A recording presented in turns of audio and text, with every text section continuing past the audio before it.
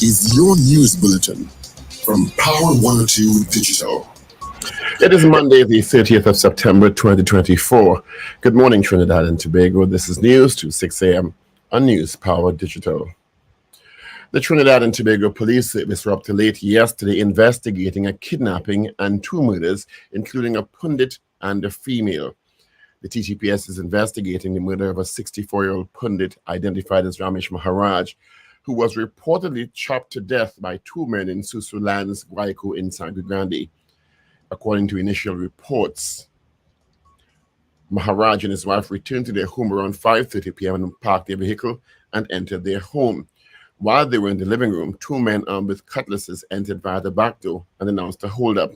They began to shop the spiritual leader about the body and proceeded to rob his wife, who was unharmed.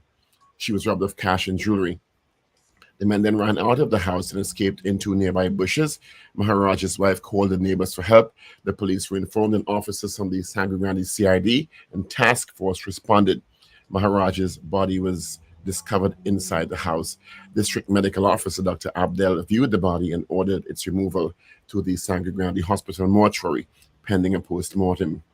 In the other incident, 47-year-old Keisha Blackman was stabbed to death by another woman in Karanaj. According to reports, around 4 a.m. yesterday, Blackman of Upper Abbey Pujabi Street, Karanaj, was proceeding north along Hague Street when she noticed her boyfriend in the company of another woman. There was a confrontation. It is alleged the woman drew a knife and stabbed Blackman several times in the chest before escaping. Blackman was taken to the St. James Medical Hospital, where she was pronounced dead. The suspect later surrendered to West End. Police investigations are continuing. And in the other incident in Santa Cruz, 1 man was shot dead and 3 others critically wounded and at hospital up till late last evening after they suffered gunshot injuries during an attack in Santa Cruz. We'll have more on these developing stories as information comes to hand. A high-powered rifle and ammunition was seized in Laventille on Saturday during an anti-crime exercise conducted by the Interagency Task Force. The operation, part of ongoing efforts to curb illegal firearms and high-risk communities, took place in Beverly Hills Plannings area. According to police reports, the operation was led by officers from the IATF, Fort Shakon Bay, supported by the Special Investigations Unit, who acted on intelligence that led them to a key location and the find in the area. Finance Minister Colin Imber will deliver his 10th consecutive national budget in the Red House this afternoon for fiscal 2025, which will also be one that will include a general election as at August 2025 to mark the end of the 5-year period since the People's National Movement will return to office in 2020. Traditionally, the last budget before an election is often viewed as a possible sweetheart budget or presentation loaded with incentives and promises for the public. However, many stakeholders are not expecting that at today's budget, which is scheduled to be delivered at 1:30 p.m. This especially in light of Prime Minister Dr. Keith Rowley's claim that citizens will have to hold the fort for a few more years due to uncertainty in the energy sector. Dr. Rowley sounded a warning on Friday at Atlantic's 25th anniversary and restructuring celebrations in Point Fortin. Dr. Rowley said the period between now and 2027 second quarter will be one of difficulty for the people of TNT because of the current levels at which we are producing and the market situation regarding gas. In last year's budget, Imber focused a total revenue of $54 billion and total expenditure of $59.2 billion for a deficit of $5.197 billion. He then revised the budget to $61.5 billion in the mid-year review with a wider deficit.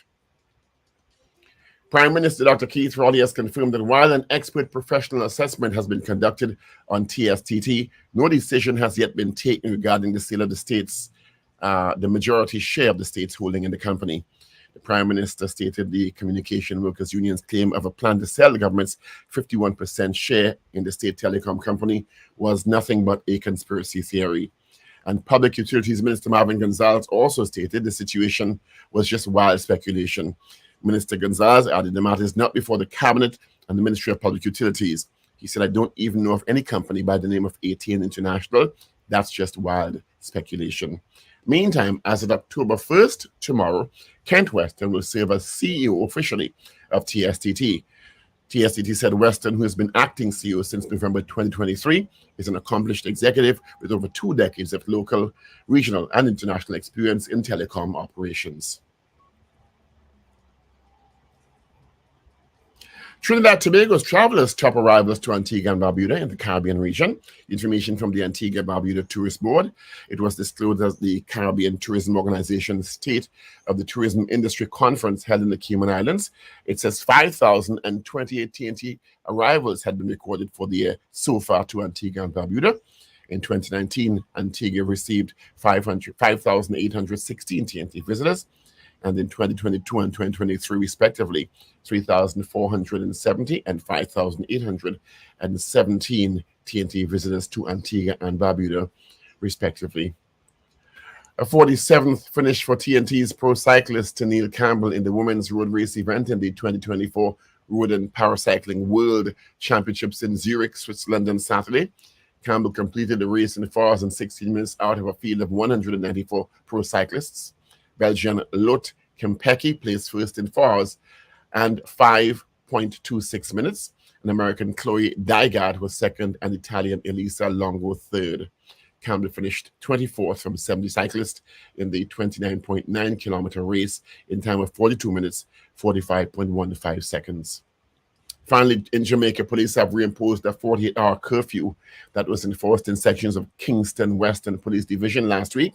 The curfew, which was started on Monday, September 23rd, was extended for another 48 hours 2 days later. It ended on Friday, but began again on Saturday evening. The curfew will remain in effect until 6 p.m. on Monday, the police reported. And that is news to 6 a.m. right here on News Power Digital. We'll have major news coming your way at 7 a.m. Good morning.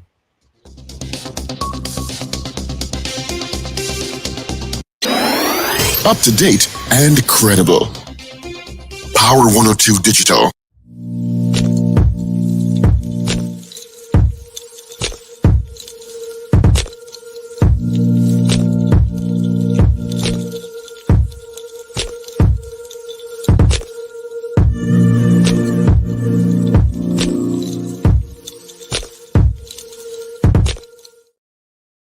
Monday morning, neighbors. It is the last day of September. Whoosh, it's gone. All right. The 30th day of September. Thank you so much for joining us on the Paul Breakfast Show on Power 102 Digital, with studios at 80 to 90 Abercrombie Street in Port of Spain, Trinidad. Thank you so much. Of course, full casting this morning. We just heard from Dr. Paul Richards. We'll hear from Wendell Stephen, Richard Ragoobarsingh. We got Shane and Ruben in the mix. Of course, my name is Steve Khan. Before I see you send us hellos, let me say good morning to you, Pablo. What's happening? Good morning, everyone. It's beginning to look a lot like Christmas. It is. It is. You know how many days till Christmas? Yes, about, 80-something? 86 days. 86 days. Just telling you, it's October, so usually in October it's getting the place in order. All right. But let's see who sent us hellos this morning. We've got David Nelson. We've got, let's see, GMC Auto Security. We've got GM from Albuquerque, New Mexico. Nice place there. A lot of food. Let's say good morning, good night to Wendy and James Ray out in West Palm Beach, Florida. Maria Celia, God Celia. Ewan Rajpal, Anthony Tinto out in Ontario, Canada. Boy Badesi, out in Davie. Wayne Bennett in Covington, Georgia. Slick Money Grip, Marcia Rock in Orlando. Carol Guevara, DJ Ray out in Tampa. You're in Tampa now. All right. Brent Hackshaw, Oliver Man Warren. Morning, Ollie. Brenda Isaac, Rapid Fire. Huda Wells, Anderson, Matthews, Rena Budu Jennings, Bisnath Prasad, Alistair Hart, Cohen Duke, David Wares, and of course, Mrs. Wares, DL, Michael Gradison, Wayne Wolfie out in London, Ontario, a place that I know very well. In fact, my cousin still lives there. I used to go there every weekend for food. Would you believe? For food. London, Ontario. All right. Yeah. Get ready for lots of snow. Good morning to you, Wendell. Hi, good morning, Steve. Good morning, Paul. Good morning, Richard. Good morning, Trinidad and Tobago. And good morning, listeners and viewers all over the globe. Did you say October just now, Steve? You No, know, today is still September, right? last day of September. Yes. As I we head saw. into October, Yes. the second best Yesterday, month. yesterday, of course, was 19 years since I was brought to the Power Breakfast Show. 19 years, September 29, 2005. Mm. I was asked to join Gladiator on the Power Breakfast Show, and I've gone through several co-hosts since then. Of course, Steve and Richard have been the constants over the years, and we've had Gladiator, uh, Rhoda Barrett, Dr. Morgan Job, Viash Nanlal, uh, Deborah Maylard at one point in time. Mhm. What's that? Oh, help me now. BC. Well, BC was before me. Is it? But yeah, we had Wendell ATN for a moment there during the carnival time too. We had. I'm trying to remember the girl. She used to. She is Matura, not Matura, not Ira. Give me another name. Was it Ira Matura? She came briefly. I think she did. I think she did too. You know, and of course we now have Dr. Paul Richards. And yeah, I've survived them all. I've survived them all. So thanks for the opportunity, Lennox Tuse and Brian Knight. I will never forget those two men when they came and asked me, say, hey, we want you to come on the breakfast show. You know, I say, what? Say, yeah, to be Gladiator. I say, you sure? They say, yeah, man. And I went, and here I am 19 years later. So thanks for the opportunity, Paul 102, the Gillette family, and of course, Peter Pena, my very good friend, who also advised me over the years. Thanks for the opportunity. Ingrid Isaac, and everybody else who I would have interacted with over the period of time at Power 102. Especially a special thanks, though, to you, Steve, and Richard, definitely, who kept me sane over those years. Sane, you know?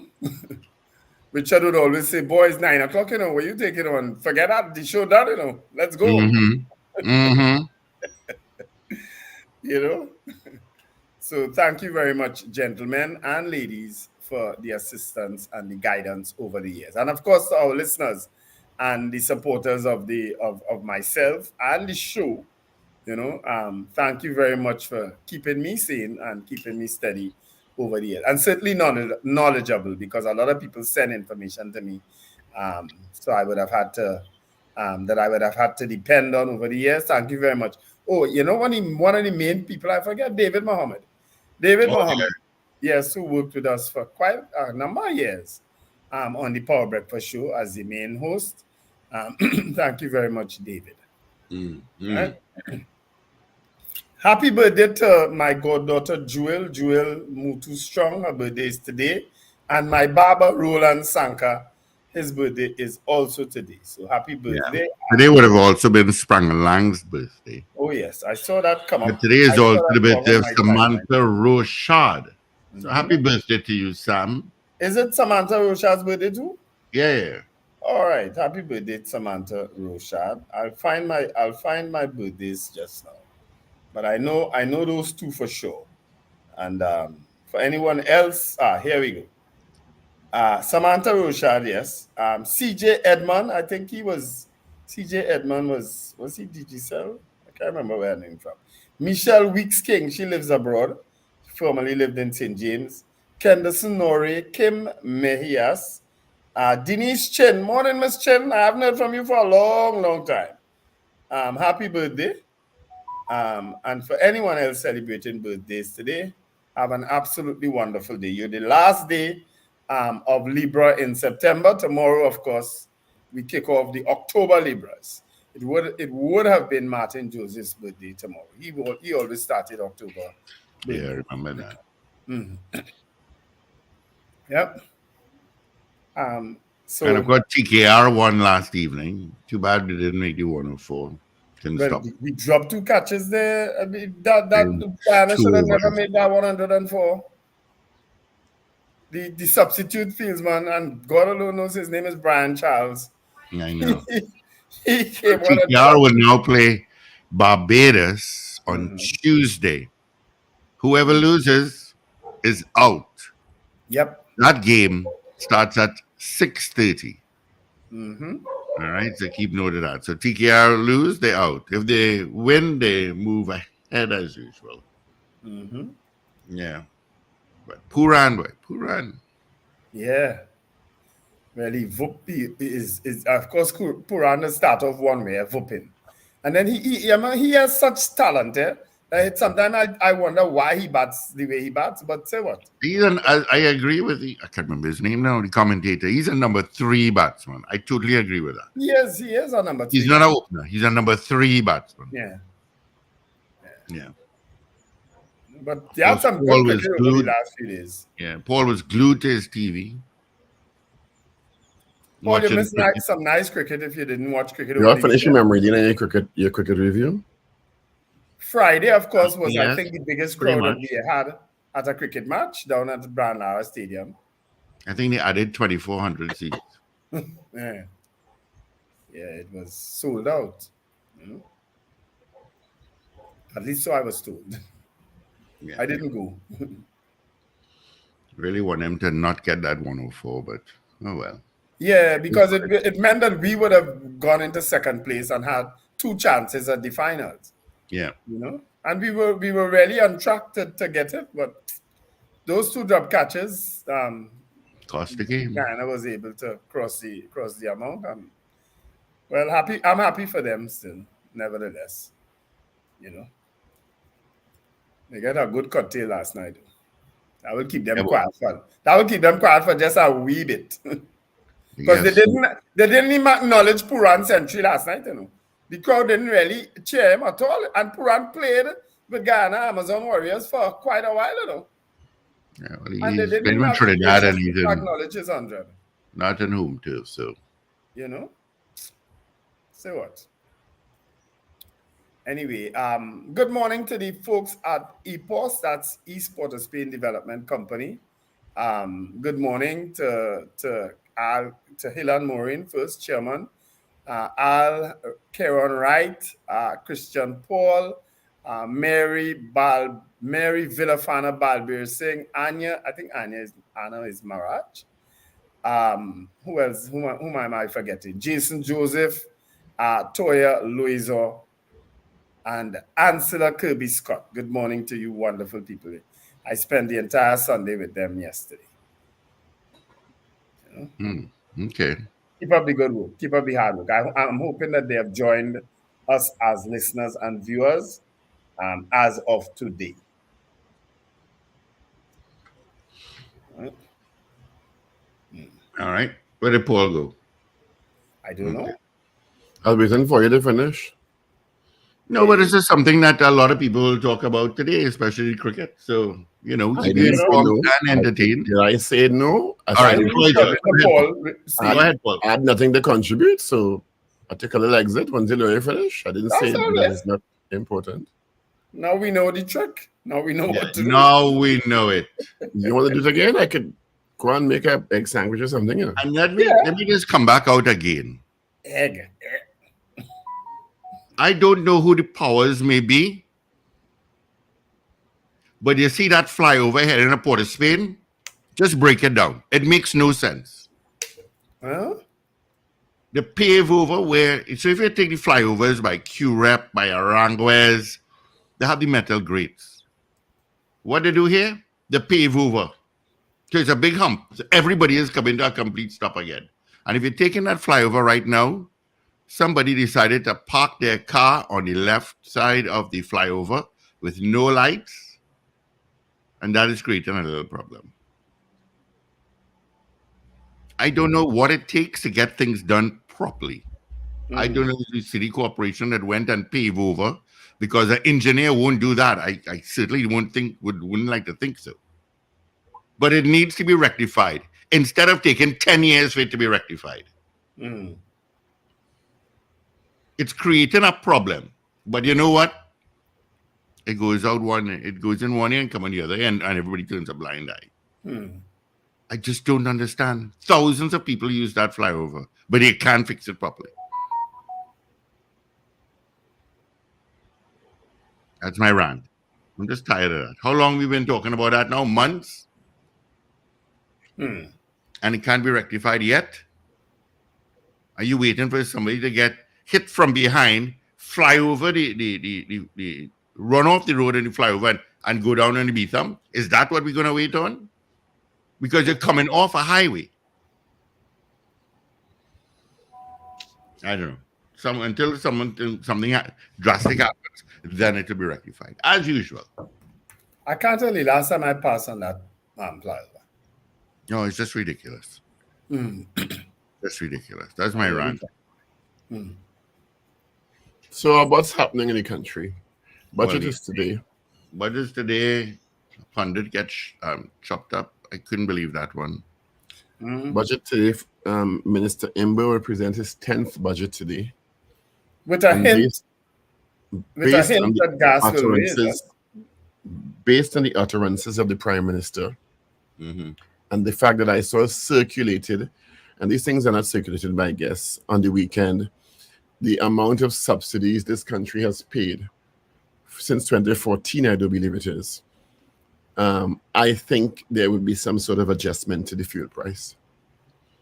Yes, that's what I say. You get a hint that we're going to get based on the statements of the Prime Minister and that circulation, and that circulation is not by guests. Those things just don't end up in the public domain just like that. Somebody take time to compile it and put it out, so they prepare us. Yes. All right, let's just share with you what the Prime Minister said on Friday at Atlantic's restructuring, and then we can come back and talk about what we expect in the budget. I think gas stations are already prepared for it too. I have to put gas. My gas light is on. I haven't put gas in 2 weeks. Oh. Not hearing that, Paul. Difficulty for the people of Trinidad and Tobago, because the current not hearing which we are producing, the volume is a bit low. I don't know why it's low. Let me try to do that over and get it. Wheel and come again there, Paul. Wheel and come. All right. What he basically said is based on current production level and commodity prices that Trinidad and Tobago has to brace for the next 2 years until 2.5 years until 2027. Let me quote directly. That based on where we are now and the production levels, Dr. Raleigh said on Friday at Atlantic's 25th anniversary and restructuring celebrations in Point Fortin, quote, the period between now and 2027 second quarter will be one of difficulty for the people of Trinidad and Tobago because the current levels at which we're producing and the market situation would cause us or should cause us to be responsible and hold the fort with a very good view and good confidence that come 2027 we'll be in a better position in this industry. Now, you have any old clips of Mr. Imbert in the last few There's budgets? so much to unpack there. You have any of those old clips? Whatever happened there, I can see clearly the rain has gone. Yeah, clear skies. I think clear skies are here. Clear skies. That is it. And the get question lots on social media, boy, is why have the production levels remained so low for so long? Is it that we're beyond it to increase the production levels based on the maturity of the fields and all of that? Is that it? I don't know if it's reverse psychology that's being attempted, but I will wait until after the budget is presented today to have an opinion on what I heard over the last few days and what I saw, what I picked up and what I detected. I'll wait until after the budget to give my opinion because it clearly has to be reverse psychology. Why would you say that? Why? I don't know. What is the objective of the reverse psychology? You know why, Paul? Because I can't forget the statements of the Minister of Finance over the last few budgets. I can't forget them. No, first it was First it was Yeah, Treasury right. almost empty, we can't pay public servants. Mm-hmm. Then, due to our astute management and policies, we've turned it around. I can see clearly now the rains have gone. Of course, we have to factor in COVID Yeah. and the impact around the world, including Trinidad and Tobago. Right. So nobody could deny the excellent job done to manage our economy during that time. Right. And now it is brace. Yeah. Good morning, Rena Jennings. If you don't like it, have other channels. Now she will stay. She just, I know. Don't challenge the status quo at all. For some Yeah. people, you understand? Don't. Yeah. Everything is wonderful. Yeah, Rena, really? Great. No, she's entitled to her opinion, but she's not going I'm anywhere. entitled to respond to it. She's not going anywhere. I don't know, You know, the reality, Ms. Jennings and others, is that the messages are mixed And inconsistent. and inconsistent. You know, that's a reality. And so that's why I said I'll wait until the budget is actually presented Well, to see and hear what comes out of it. Because and there's been a lot of stakeholder discussion also on the issue of subsidies and transfers, which we've had from Robert LaHunt and Mariana Brown. Yeah. And Dr. Dax Driver. Yeah. Right? And the issues facing this country when a government is in power is how do we move it forward? Yes. So now we are being asked to brace for the next 2.5 years. He said second quarter 2027. 3. Yeah. Well, I don't consider 24 done already. Okay. 25, 26, 27. 2.5. Let me say almost 3. Right? If you add these 3 months to this year, the end of this year. Brace. And then we will start to see the light. Second quarter 2027. I mean, how optimistic can a country be under those circumstances? Yeah. And as Robert LaHunt said, how equally is the burden of these adjustments being spread across the different sectors, sections of the population? Yeah. You know? Yep. So we will see what is presented today. Yeah, that's what I'm saying. Wait, because last budget, if you remember, a lot of people braced for increases and none really came. If I remember that, you know. So let's see what happens this one. I think thinking about it, you may be right with the reverse psychology analogy, because generally, I think they've been preparing the population with this budget. Usually, a pre-election budget is a sweetheart budget. It's a budget filled with incentives and goodies and loosening of the belt and, you know, liquidity in the system and concessions for vulnerable groups and stuff like that. But I think based on where we are economically, I think they've been preparing well. It ain't going to have none of that. As a matter of fact, you could possibly expect a little belt tightening. Because remember, they came back in the mid-year review and indicated that the budget deficit is more than they projected last fiscal year. Yes. Based on unrealized revenues in the energy sector, you know. So because we were very optimistic with those prices they put oil and gas at last budget. Everybody said that we're not the experts. That was unrealistic. It was unsustainable was the word used. Yes. It may have been that then, but you cater for almost a base level performance, so you don't overextend yourself. And it came to pass. Yes. Yes. Morning, Sherma. See you all at a nice event at Beetham Gardens on Friday or Saturday. Friday, I think. I pass and I see crowd like crazy, man. Yeah. So I know the troops will be all out and all the media for the next couple of days. Yeah. Trying to balance the conversation. Because, I mean, the budget is one thing, is the response to it is something else here. Yes, true. And then you see the issues of potential for increased fuel prices. If that happens, I'm not sure that's going to happen. Will mean knock-on effects for all prices. Yes. You know, Yes. so But we clearly, should. gas stations, at least the gas station I went into yesterday, I went into the Wendell, you can drive Peterson around gas all of them. All of them. station. All of them getting ready.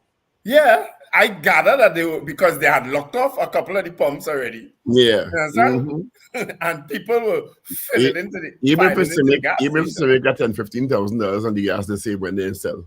Yeah. And the typical pre-budget long lines at some service stations, like, Yep. you know, the gas go last 4 days, or you know, you have to go back by Tuesday, right? But people see it as, hey, if I could save a little $100 here. If I could save a little $70-$100, let me Yeah. save $170-$100. So Yeah. Well, my Yes. gas light on. we see how it goes. Mm-hmm. We will see how it goes. So this is Minister Imber's 10th budget. And of course, the questions will generally stem from that. What if your quality of life is better? You know, ask the questions are coming up. Is your quality of life better? People can answer from their own perspectives. You know, we will see how it goes. Mhm. Yeah. Wait until 2027. You will see a little light.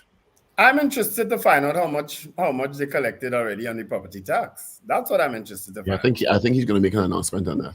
Yeah. I think that it's based on the lines I'm seeing and the willingness for quite a number of people to pay property tax. I think it's we could be pleasantly surprised as to how much revenue. I think so too. Yeah. You know, the other issues that are engaging the attention, of course, is the ongoing crime challenge, and it's difficult for any government in a situation like this going into election with a runaway crime situation and a challenging economy. Yeah? Mm-hmm. That is two biggies back to back there. Mm-hmm. That is not an easy situation, as they say. Pick a devil, because both challenging. So, 2 murders. One, sadly, a pundit who, during a robbery in Sagre Grande, him and his wife had just gotten home, and bandits with cutlasses entered their home around 5:30 p.m. on Saturday, and I don't know, just levied chops on the man, and then robbed the wife and ran off. I mean, it's bad enough you're robbing people, but you have to chop them up too. You know? And a woman saw a woman with her boyfriend in carnage and went up and dealt the woman several chops. That story is crazy. Stabs to her chest and then walk into the police station after she killed the woman. I think you had that story wrong, you know. Really? I think the woman who saw her boyfriend with another woman is the other woman who stabbed the woman. Oh, okay. That's how I read that Somebody story. stabbed somebody over a man. That's accurate enough? Yes. A woman Really? killed another woman over a man. Man would that way? Well, clearly. And then walk into the police station? Okay. Yeah. You know? And I understand police are also investigating a kidnapping. So we haven't gotten a lot of information on that, but we'll see how it comes out, what comes out in the public domain. Is that the one where a used car dealer was kidnapped? That one? The one with the police car? With the police car? I have no other information, but they're investigating a kidnapping. They said it was a police car used in it. Really? Yes. Yeah. It was a marked police individual car was in was the used passenger in side of a car, and a marked police car blocked them, and they took him out to the passenger seat, they handcuffed him, and they throw him in the vehicle. No explanation. Yes, that's what I read. That is what has been reported. So when you say a police car is involved, what do you mean? A police with A potential? marked police vehicle. That's what you're suggesting? That was reported, not That's me. By- what was reported. Reported by? One of those newspapers I read over the weekend. Yeah, I read that story that Yeah. it was a marked police car used in the Police robbery, car. in the kidnapping. I read that. I'm sure I read it in our chat. I'm hoping that the service gives us more information this morning.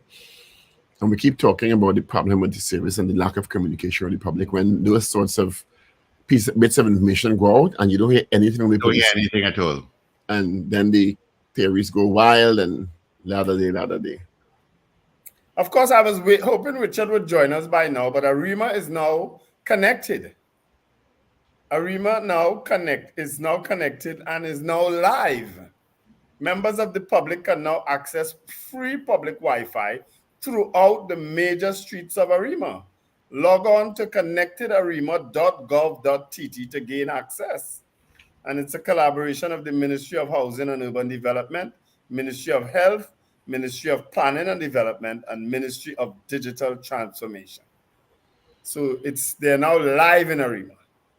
So everywhere people go now, they could join us. I guess the announcement in the last two budgets about nationwide rollout of free Wi-Fi can be now checked off at some level. Is that what you're saying?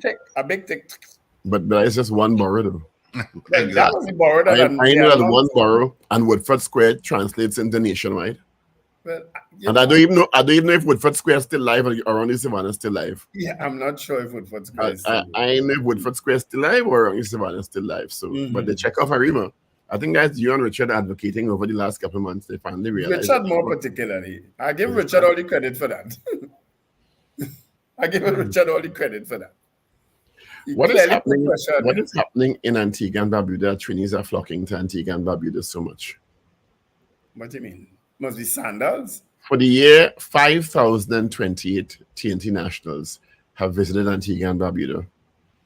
This follows 2019, 5,816 visitors, and 22 and 23, 3,470 and 5,817 respectively. So Trinis seem to like Antigua and Barbuda. Antigua and Barbuda boasts 365 beaches, you know. Oh. And they certainly have an excellent sandals resort. The only time I've been to Antigua was to go to Sandals Resort. It's a lovely place. You know, Trinidadians love all-inclusive resorts. You know, all the suffering they say, Rowley. I mean, hear me, Rowley. No, all the suffering they say the government and people suffering. Let me say the proper way, because people will go back and say I call him Rowley. All the suffering they say we suffering here. Real people is travel to all-inclusive resorts from here. Plenty. You know. Miami Carnival next weekend will be full of people from Trinidad. That doesn't mean there's sectors of the society that are not suffering. No, I didn't say that. But sometimes when you read social media, you get the impression that everybody suffering, Trinidad suffering. But I'm sorry, it's I beg to differ. But say what? I am happy for people who could spend their money and enjoy themselves, because I do. I don't have any other habit except traveling. Any other craving except traveling. The other cravings has come as a result of that. But I crave to travel. I love to travel. And when I could get a ticket for $63 plus a few miles, I good to go. Trust me. You understand? But again, as I say, the budget is today, people. We will know exactly where we stand in terms of, because I suspect we might very well get our next budget before election, you know. Before they keep saying this is the election budget. I'm not so certain that's accurate. Alleged kidnapping at Chaguanas district. Around 5 p.m. on the 25th of the 9th, motor vehicle XYZ, driven by 123.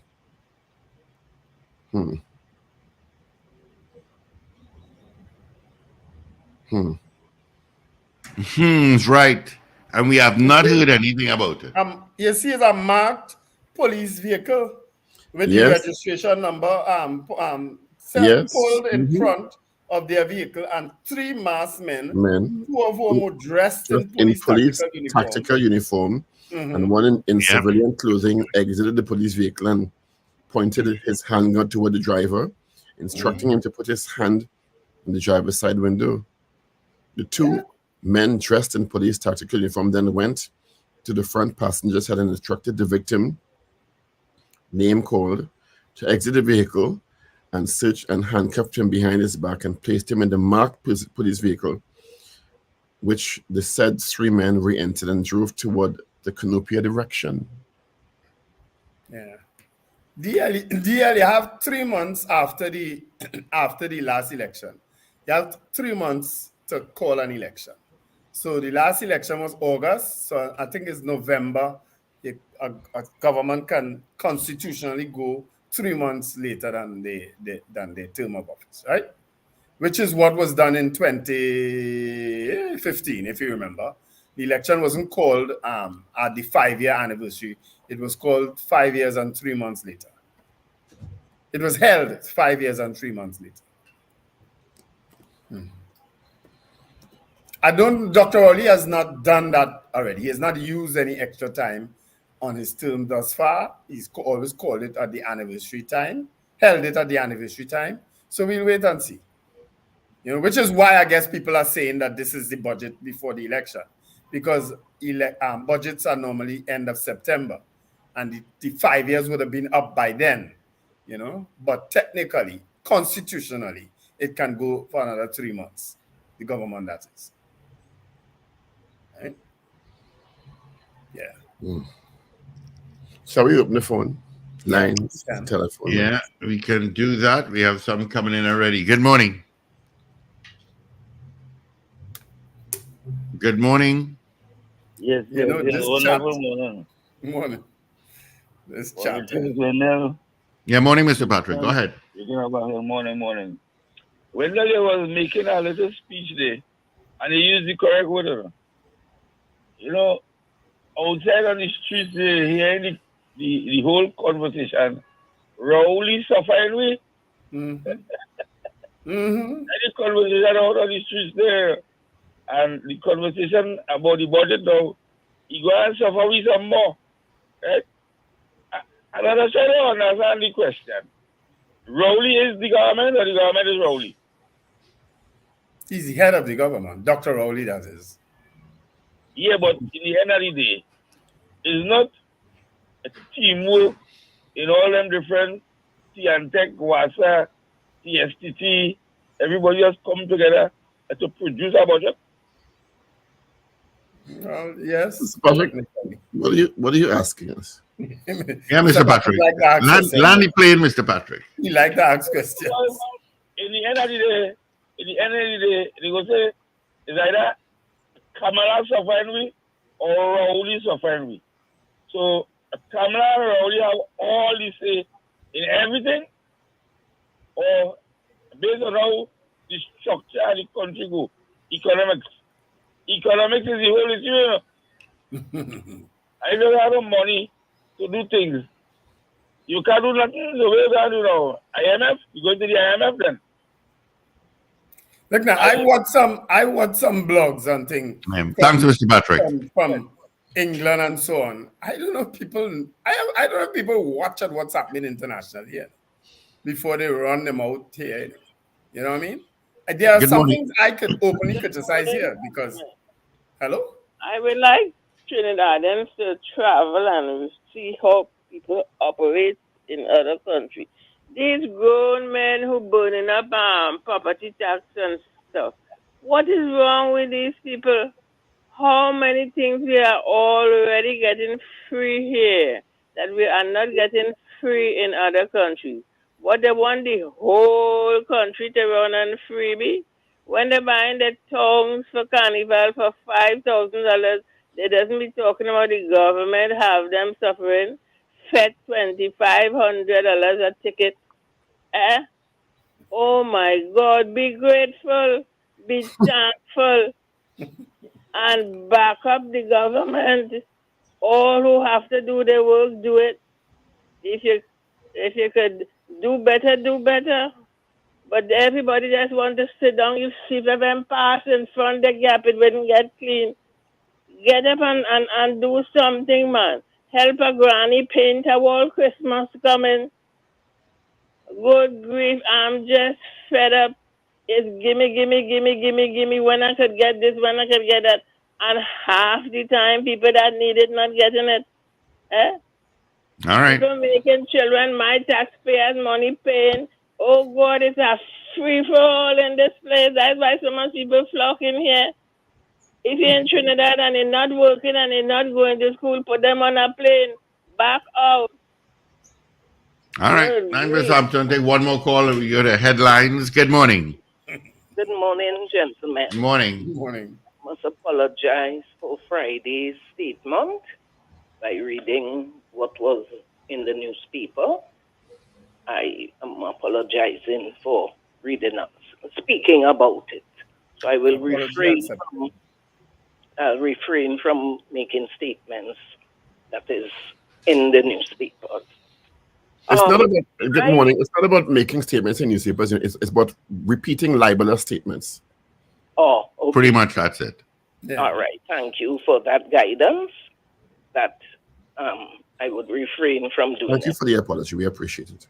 Yeah. Okay. I am hearing. Well, I read the PM of Barbados, but there's a video where she's saying she's going to be collecting. She said, "I want your money once you break the law for using the wrong tint on your vehicle." And I say, what? I say, I wonder if people still want, because 3 years ago they were asking, they were saying, we want Mayor Muttley to be our PM. I say, I'm wondering if they still want her, because when our licensing officers do their job and the TTPS people, they carry on, oh God, why they ain't gonna look for bandits? That is why this country will be in the situation it is in, because when the TTPS do their job, they get all kind of costs. And this is it. I spoke to a lady over the weekend, and she told me she was in a vehicle. I don't know, people is going dark vehicles with the heavy tint. She said, and the driver passed her stop, and all she's telling him, you pass the stop thing. You know what he did? He raised the volume of the music and carried her. She had to throw herself out that vehicle. She said, imagine I'm seeing people, trying to get people, and nobody could have helped her. So she threw herself out the vehicle, and I say, my God, but we don't want the police to charge people for having dark tints in their vehicle. And Miss Sampson, well said, because I would like all you to interview just 3 people from the United States, 3 Trinis living in the United States, and find out from them if they pay. I haven't heard none of the people I know living in America cost the U.S. government about paying their house tax. They pay it and they hush. But in Trinidad, no, don't collect no tax. All you have a blessed day. Well said, Miss Sampson. All right. I hope your friend reported that incident, because it's not just about tint. It's about an attempted kidnapping, I guess. And I'm still seeing a lot of eagles with blacked out tint. Yeah. Tropical hot sun. 6:48. Let's go to the news headlines. Yeah. It is Monday, the 30th of September, 2024. Let's start with the Express. CPU and tutor meet on key issues. Disabled plead for help in the budget. Crime costing money. Police, prisons want their share of the budget pie. Column's big headache. Expert reduce fear to improve economy. No decision yet on TSTT sale. And expect no election goodies in budget. And crime, biggest concern for stakeholders. Let's move to the Guardian now. I could do the Guardian for you. Please, thank you. All right. Today, of course, is Monday, September 30th, and the main headline in the Guardian is Ease Us Imbert. Stakeholders, public hope for relief in today's budget. Mayaro residents under pressure for water. Woman killed during quarrel over man. And the picture is that of the Chinese ambassador, Fan Ke, and the Port of Spain Mayor Chinua Allen, as they are joined by young participants during warm-up exercises before the start of the Chinese community's Friendship 7K road race at the Queen's Park Savannah yesterday. Those are the front page headlines. Of course, public hopes for ease as Imber delivers budget. Man dies in Kelly Village house fire. Pope says sexually abusive clergy must be exposed. And 36 young interns complete training in diabetic care. Moving those to are our trending stories in moving to the news day now. Brown, Trinidad and Tobago support Haiti's self-determination. Scotland upbeat. National security is a budget priority. Budget day arrives with chambers and lobby groups on alert. Griffith laments fewer youths in church. Religious leaders blame crime. Infectious disease expert knocks Kamla COVID-19 vaccine saves millions of lives. Son mourns carnage, woman stabbed to death. And Palmyra pharmacy owner beaten and robbed. So those are trending stories, Guardian, Express, and Newsday for today, Monday, the 30th of September, 2024. Mm-hmm. Tomorrow is actually Mia Motley's birthday. She's October 1st also. Okay. All right. So the results of our morning poll from Friday, where we asked you, do you think the police, army, joint patrols in Port of Spain will help lower crime in the capital? The results are in. 75%, 75 said no. All right. Based on the Prime Minister's utterances last Friday at Atlantic's restructuring exercise, where he said the country is in a position where citizens will have to hold the strain until 2027 second quarter, and also his statements about the gas situation, production levels and prices, and our revenue position. There is speculation that there will be an adjustment of fuel prices in the 2024-2025 budget presentation. So our question this morning is, do you think there will be an adjustment of fuel prices in the 2024-2025 budget presentation? Yes or no? Steve, you have to help me writing, or Paul. I have no pen and paper. I didn't prepare. Okay, you have to give me a few then. Here in the drawer, the side drawer in double palm itself. So just reach over. Right next to the Bible. I have never done a double palm. I told you all I have space, plenty of space here. I have space out in the yard by the fish pond and my bird cage, by the turtle enclosure. I have space. Open the phone line, sir. You could call now to answer the poll.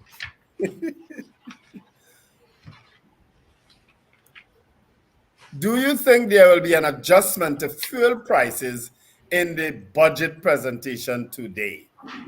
All right. I just did a little shortening there. Or I might have lengthened it. All right. Do you think there will be an adjustment to fuel prices in the 2024-2025 budget presentation? And of course, that presentation is coming today. I can help you read from WhatsApp, Steve. From the message board. Cheryl Henry says no. Boy Bidesi says no. Boswell John, Steve no. is not taking any notes, Wendell. Okay. I'm going to mentally do it. Richard Knights, no. I don't think that's a good idea. All right. It doesn't sound like it's going to be accurate if you do it that way. All right. So let me do the notes. Continue. Start over from the top, please. So Right, Cheryl yeah, Henry, no. Boy Bidesi, no. Boswell John, yes. Richard Knights, no. Rapid Fire, yes. Julia Batiste, yes. Wayne Wolf, no. Wayne Bennett, yes. Adrian Kutu, no. And Rodan Davis says yes, especially the CNG. Why would they do that? Because I think they've been trying to encourage people to go CNG way. Robert Harper says no. Slick Money Grip says yes. Let's check WhatsApp for a little bit here. Val says no. Anthony in Toronto says yes. Cascade St. Anne's, yes. Dan Raj didn't vote. Good morning, Vincent in Birmingham. Travin Arima, good morning to you guys. Got some vote. Bobby, morning, Bobby. Day before your birthday, says yes. Miss Bonnie West says yes. Go back to, what was the last one we had? Slick Money Grip says yes. You did that. Do it from Antonio Butts. Antonio Butts says yes. Esther says yes. DL says yes. Anderson Matthews says no. All right. Do you think there will be an adjustment to fuel prices in the budget? Yes or no? Michael Oliver says yes. Beauty Culture says yes. All right. 318-1021. That's our WhatsApp number. 318-1021. Telephone 222-8255. Toll-free number for North Americans. 866-525-1099. I don't know how much. Art says no. Do you think there will be an adjustment to the fuel prices in the budget? But I don't know that they could adjust premium anymore. Maybe they could adjust diesel and super. I don't know that because premium is already, I think all the subsidies have been I think the removed. subsidies is offered on premium. It's just super and diesel and kerosene. Yeah. Lennon Roberts says no. All right. Let's see. Jaron Joseph says yes. Thank you, Jaron. Let's see. Lennon Roberts. Are you going to fill up your tank with gas today? Yes or no? Do you think there'll be an adjustment to the fuel prices in the budget? Yes or no? We want to know. We want to know. We want to know.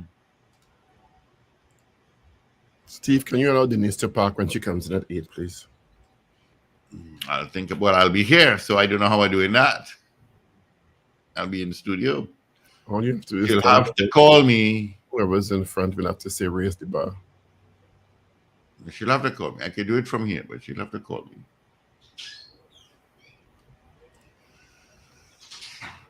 Lester Craigwell says no to the poll. Let's see. Somebody says Oliver Manwaran. Yeah, Manwaran says yes. David Nelson says yes. Vincent in the UK says yes. All right. Oops, what am I doing here? Nobody knows. Okay. Let's see. Lennon Roberts says no. Lester Craigwell says no. You're repeating votes, Steve. Is Lennon? No, I had you Lennon did Lennon and Lester already. I did? I thought that was the last one. You see why I worry. Just after Kennedy says no. David Ware says yes.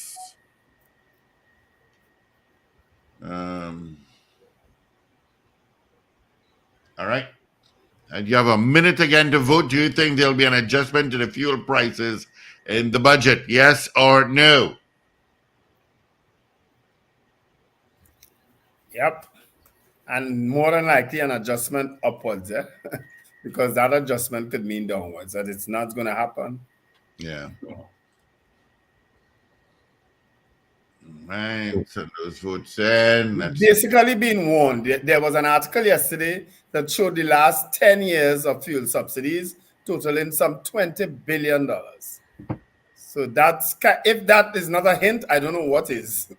Yeah, they've been putting the hints out there. Yeah. But that is a hint again, that is statements now. Yeah.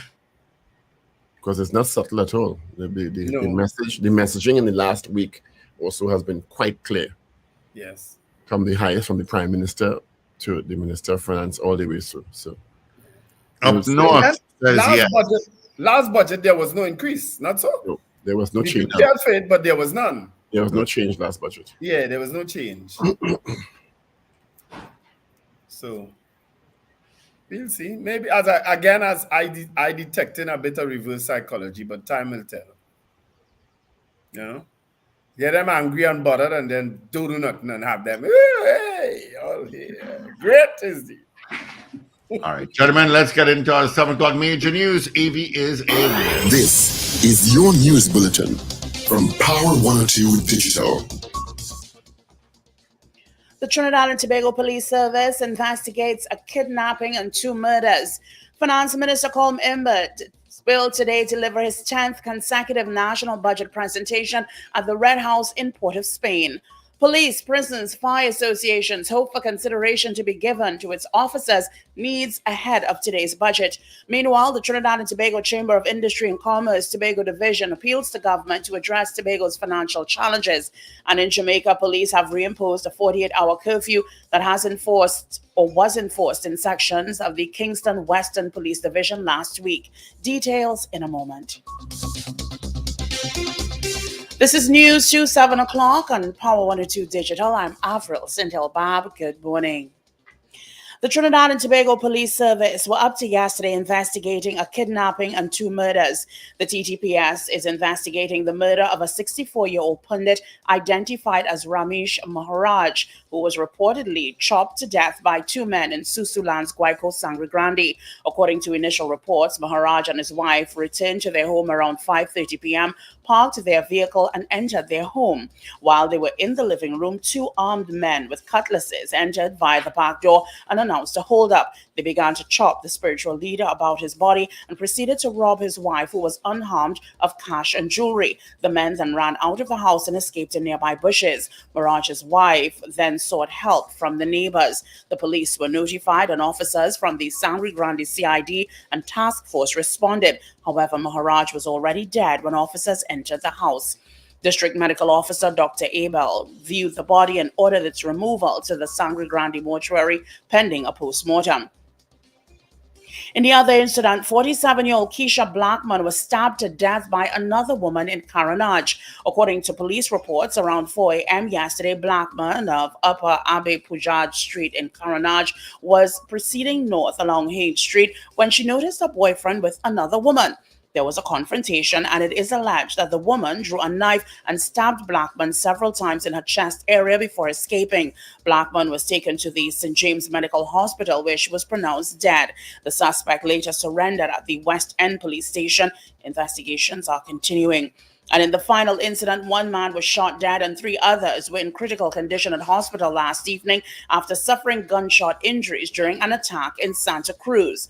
We will have more on these developing stories as information comes to hand. Finance Minister Colm Imbert will deliver his 10th consecutive national budget presentation at the Red House in Port of Spain today. Fiscal year 2025 will also be one that will include a general election, as August 2025 will mark the end of the 5-year period since the People's National Movement government was returned to office. Traditionally, the last budget before an election is often viewed as a possible sweetheart budget or presentation loaded with incentives and promises for the public. However, many stakeholders are not expecting today's budget, which is scheduled to be delivered from 1:30 p.m., to necessarily follow that pattern. This is especially in light of Prime Minister Dr. Keith Rowley's claim that citizens would have to hold the fort for a few more years due to the uncertainty of the energy industry. Dr. Rowley sounded a warning on Friday at Atlantic's 25th anniversary and restructuring celebrations in Point Fortin. He said the period between now and 2027 second quarter will be one of difficulty for the people of Trinidad and Tobago because the current levels at which the country is producing, as well as the market situation, would require everyone to hold the fort. However, he said he was confident that come 2027, TNT would be in a better position with the industry. In last year's budget, Imbert forecasted a total revenue of $54 billion and a total expenditure of $59.2 billion for a deficit of $5.197 billion. He revised the budget to $61.5 billion in the mid-year review. The Trinidad and Tobago Police Service Social Welfare Association is recommending significant considerations be given to the officers to ensure citizens' fundamental rights to safety and security are not compromised and their quality of life would not be impacted negatively. This is the association position as it awaits information in today's national budget on allocations and plans for the TTPS. President of the association, acting ASP Gideon Dixon, is reported as saying that government should keep their promise and deliver any intended resources to the TTPS while calling for additional officers to be absorbed from the Special Reserve Police Unit. He also recommended that technology be introduced and used while outstanding back pay and increments be paid to officers. President of the Prison Officers Association, Jared Gordon, said the service has been faced with various deficiencies and operational challenges. Referring to an inadequate supply of uniforms and deteriorating infrastructure, Gordon also lamented that the service had the oldest fleet of vehicles out of all arms of the protective services and were given second-hand vehicles for use. Meanwhile, Fire Officers Association President Keon Guy revealed the service has been faced with limited resources, which could hamper the ability of officers to adequately respond to emergencies.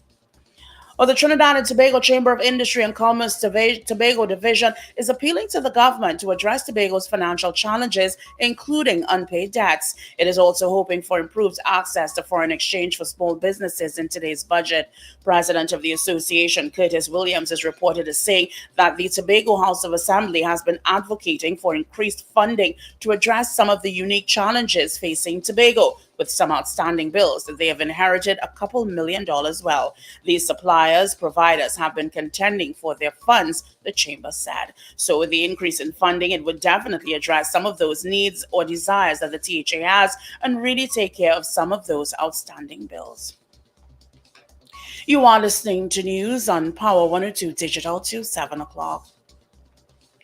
Police are once again calling on the public to be cautious when meeting strangers on dating apps, as a Tamana man is the latest person to be robbed while using such apps. Police say the 31-year-old Tamana man went to Thomasine Street, Laventille at around 4:20 p.m. on Saturday to meet a man he was messaging using the social media app Grindr. While in the area, the man was confronted by a bandit who pushed him against a wall and stole his cell phone and $220 cash. The bandit then walked away. Basso Street Police are continuing inquiries. Officers from various divisions have repeatedly called on the public to meet strangers in well-lit public places. There have been several reports of bandits using Grindr to lure victims to robberies and assaults. Finally, here is weather news for the period today till midnight. Trinidad and Tobago, sunny conditions will likely be interrupted by a few partly cloudy spells with showers. There's a medium chance of the isolated heavy shower or thunderstorm favoring western areas of Trinidad during the afternoon. Fair night is expected. Gusty winds and street or flash flooding can occur in the event of heavy showers or thunderstorms. Look out for a forecast maximum temperature of 34 degrees Celsius at Piarco International Airport and 33 degrees Celsius at Crown Point in Tobago. Currently, the temperature is 25 degrees Celsius at Piarco and 26 degrees Celsius at Crown Point. Recapping your headlines at 7 o'clock. The Trinidad and Tobago Police Service investigates a kidnapping and 2 murders. Finance Minister Colm Imbert will today deliver his 10th consecutive national budget presentation at the Red House in Port of Spain. Police, prisons, and fire associations hope for consideration to be given to their officers' needs ahead of today's budget. Meanwhile, the Trinidad and Tobago Chamber of Industry and Commerce Tobago Division appeals to the government to address Tobago's financial challenges. And in Jamaica, police have reimposed a 48-hour curfew that was enforced in sections of Kingston Western Police Division last week. I'm Avril Sintel-Bob. That was news to 7 o'clock on Power 102 Digital. Look out for more news in detail at 12 noon and an update at 8 o'clock this morning. For more details, log on to power102fm.com. Up to date and credible. Power 102 Digital. All right. Thank you so much, Avril, for our major news. You can join her again. Come 8 o'clock with our news brief, and then at noon again, with Sir Charles for major news at noon. Okay. Let's see. Traffic, everywhere. Got no accidents to tell you about. Usual spot. You've got traffic. Let's see if we have any more votes here. So Chris J says yes. Somebody says, good morning. Kim. Good morning, Kim. Says yes. Evo Guanas says yes. All right, let's check the stream. culture. All right, that's it.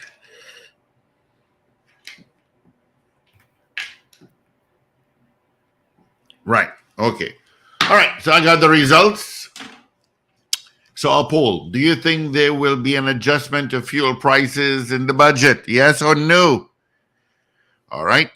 Out of all the votes, 23 folks said yes and 14 said no. I'm surprised that the amount of people said no. Yeah. All right.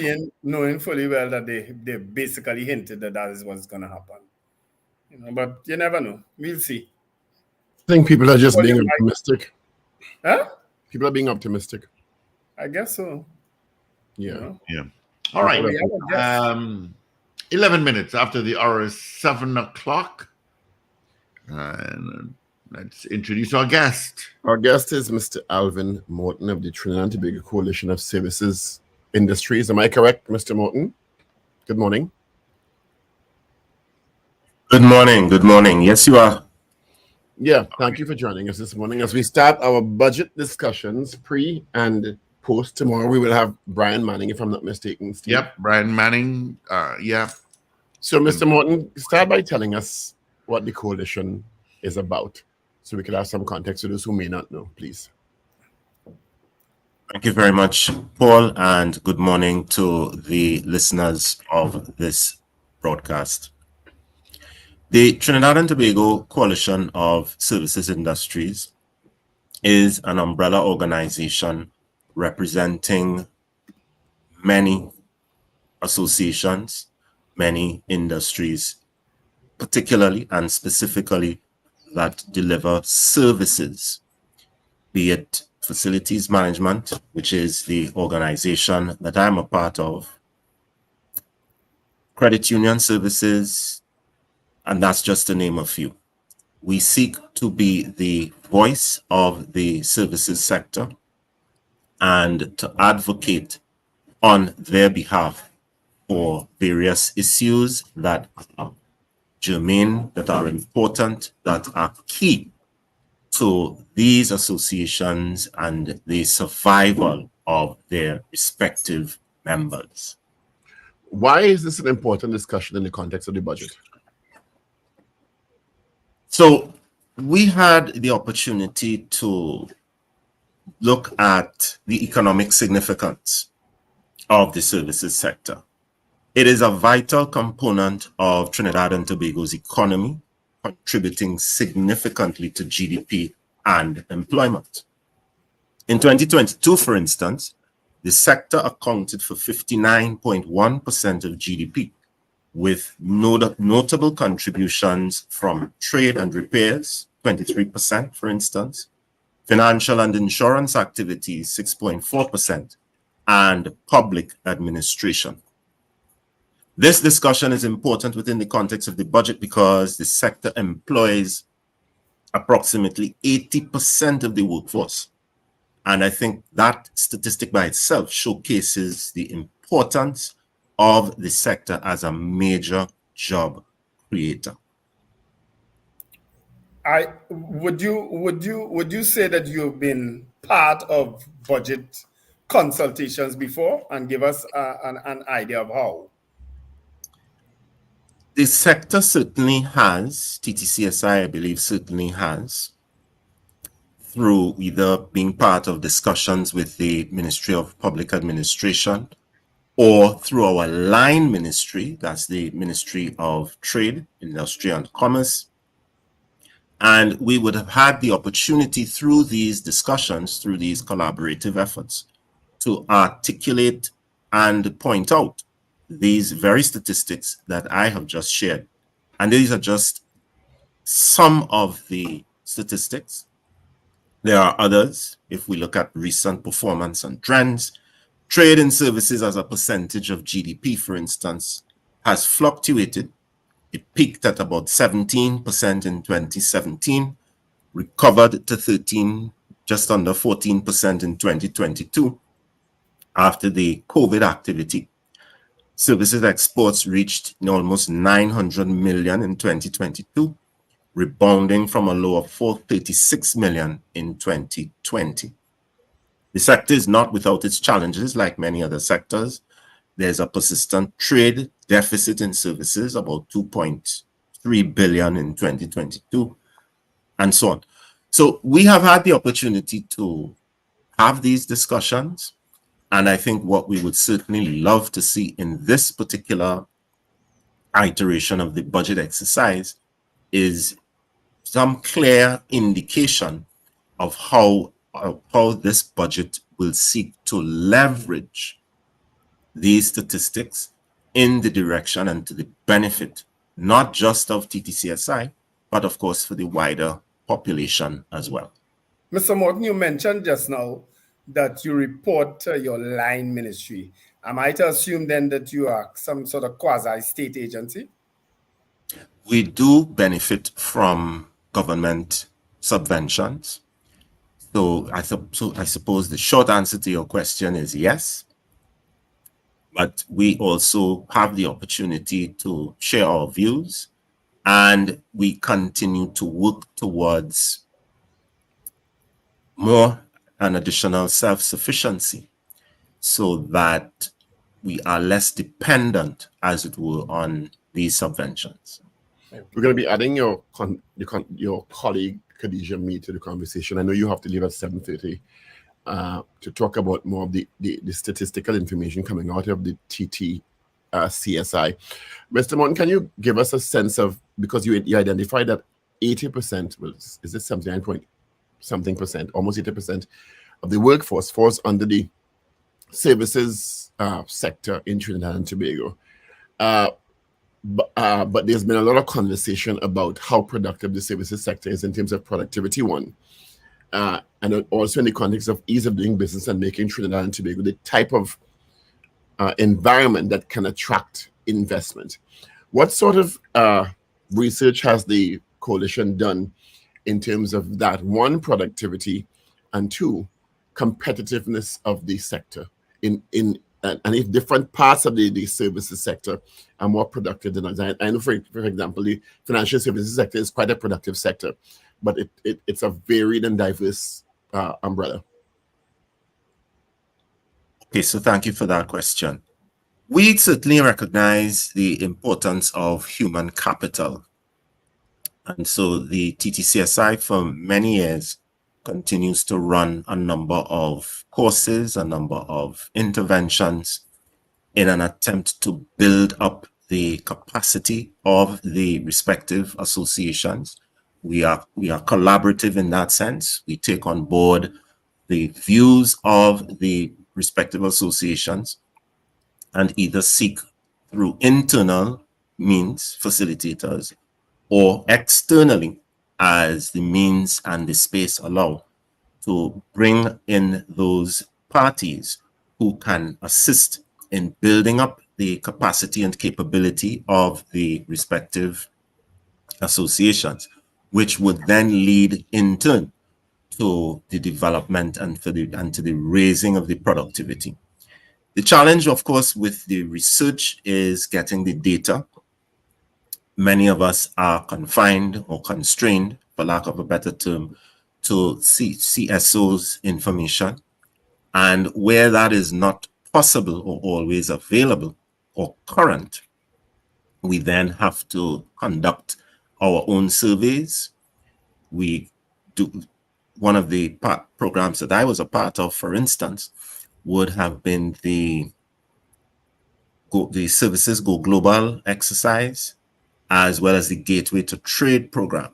And it is in that particular program we sought through, with the assistance of our line ministry and others, to get facilitators from Canada, and many companies benefited from that. And we hope as well in this particular iteration of the budget that we would see a provision to allow for programs like that. It's interesting. It's strange to hear that you're saying that data is a challenge for the coalition services, because one, your line Ministry of Trade, which has access to tons of data from manufacturers, service providers, etc. And two, you have a wide membership. So why is the coalition not doing its own research? Because you have direct interface with a diverse membership, and also you have a line ministry which also has information coming from its fellow ministries, the Ministry of Finance, etc. Why is data such a difficult prospect for the coalition? One of the things I did mention is that where that data is not available, or where there are constraints in getting it or getting current data, we would then do our own surveys. We would engage the members and get the information that we require, or put in place those frameworks, those positions to allow for that information to be acquired. I think even in spite of that, there are always challenges in getting it at the speed and at the rate that you would like. And of course, having available persons who can gather that data as quickly as you would like, so that there isn't the sort of time lag. The statistics I would have read from, for instance, relate to 2022. Okay, we're in 2024 and almost going into 2025. So of what value is the data? Of what value is that data if it's so outdated, for lack of a better term? And let's welcome Khadijah Mead, who is the Research and Trade Policy Officer with the Coalition. Good morning, Khadijah Mead. Good morning, everyone. Good morning. When you have 2-year-old data, those decisions based on that data is almost like shooting yourself in the foot, is it? It's just a reference point. Or am I wrong to suggest that? Ms. Mead? Yes. Could you repeat, please? I didn't hear you. Your colleague just indicated that you're working with 2022 data in an ever-evolving environment that is fast-paced, extremely competitive regionally. Does that put us, I should say, at a disadvantage working with 2-year-old data? Yes, definitely. However, the data that Mr. Morton was referencing would have been from our National Services Exporters Survey. That would have been in 2022. However, since then, we have conducted numerous surveys thereafter. That was just one of the bigger ones that we did recently. What are there initiatives inside the coalition to improve the data set that you're working with, upon which decisions can be made, particularly from the Ministry of Trade perspective, to increase or balance the trade deficit and certainly move in a different direction? Yes, definitely. What I would say is that recently we have been collaborating a lot with the Ministry of Trade and Industry. For example, they would usually request data, let's say, with respect to a specific subsector. And that's where we would come in. We would send the survey to our membership. The membership would then respond, and then we would collate, analyze, and send it back to the Ministry of Trade. Excellent. In terms of the coalition services, let's go back to the budget. What is the coalition hoping for in this budget? It also seems, based on the Prime Minister's statements and where the country is in terms of revenues, that it may be a budget that is challenging for many. What is your membership telling you? We'll start with Mr. Morton and then go to Khadijah Mead.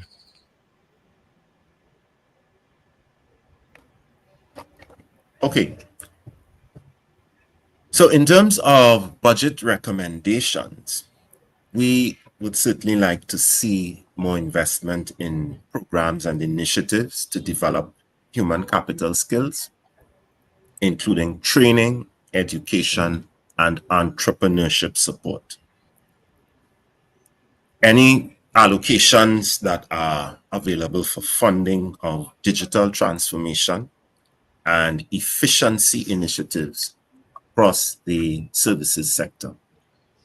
I think a big thing that we hear from the membership is the ability to get involved in export and to promote export.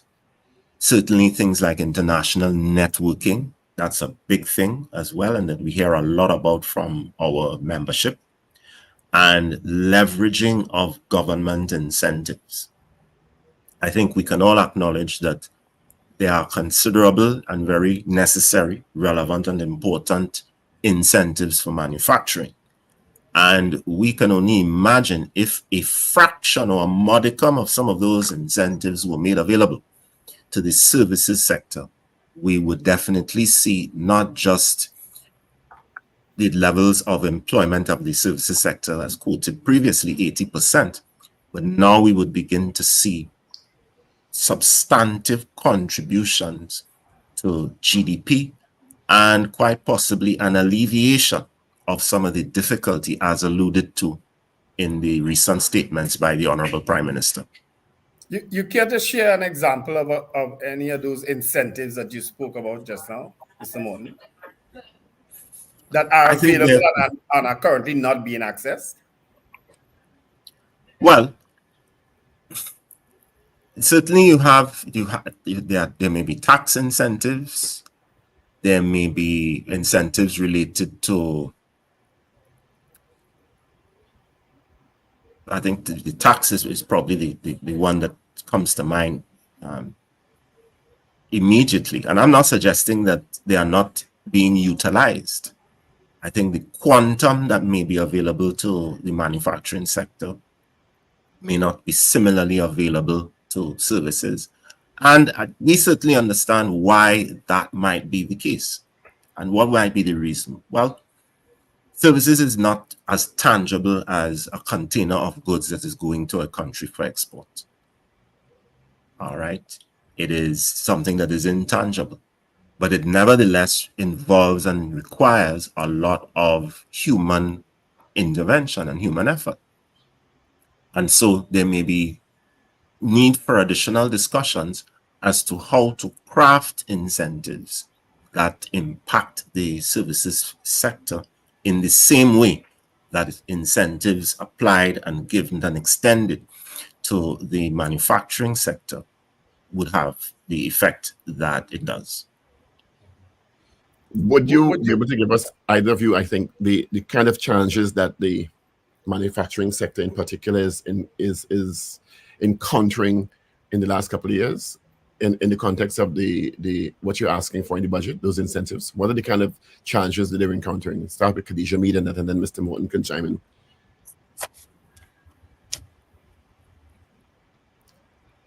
I think you're still muted. Yes, she's muted. Yes. Can you hear me? Yes. Yes. The majority of our members are actually service providers. So with respect to data and information on manufacturers, I may not be able to give you substantial info there. But can you provide it for the service providers? Of course. So some of the issues that we've been having, for example, I spoke about the National Service Exporters Survey. With respect to getting persons to actually fill out that survey, that has been an issue. I think that one of the incentives, as Mr. Morton mentioned, could be incentivizing getting the service providers to actually respond to the survey. A lot of them think that their data is going to go to the government, to different ministries with respect to their tax information. So that needs to be addressed. So I think incentivizing them actually filling out the survey is probably a first step into actually getting better data, higher quality data, and more regular data.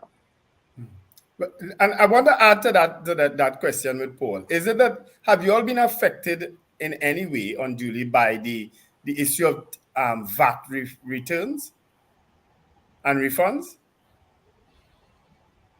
Yes. A lot of members have expressed that the process is very tedious. They have expressed that they would like that process to be reformed. So that is also something that we've been looking into and discussing with our ministry. Mr. Morton, from your perspective, what are some of the challenges that you have heard are being experienced in these services sectors? Certainly, things such as VAT returns would be one of them.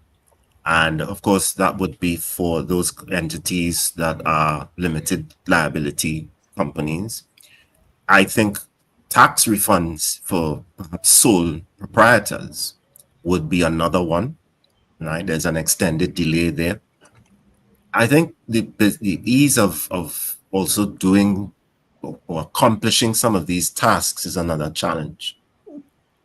In this age where many things can be done digitally, we still have to, many of the members have to go in physically to get some of these documents done and completed and the like. So is And there that a too, Ministry of Trade or Line Ministry giving you timelines as to when this digitization process will be on stream? Because we have a Ministry of Digital Transformation. Is it 2.5 years now, Wendell? 3 years? And I know a lot of backroom stuff and infrastructure has to be put in place. But I mean, when you keep hearing these challenges of digitization, and we recently had the issue of property tax payment, which now is going to go online after a while, when to me we should be thinking of these things beforehand, because we were online for COVID. We seemingly came back offline and are going to start from scratch again in this country. So it just sounds like we're not ahead of the curve, or we're not catching up to the curve.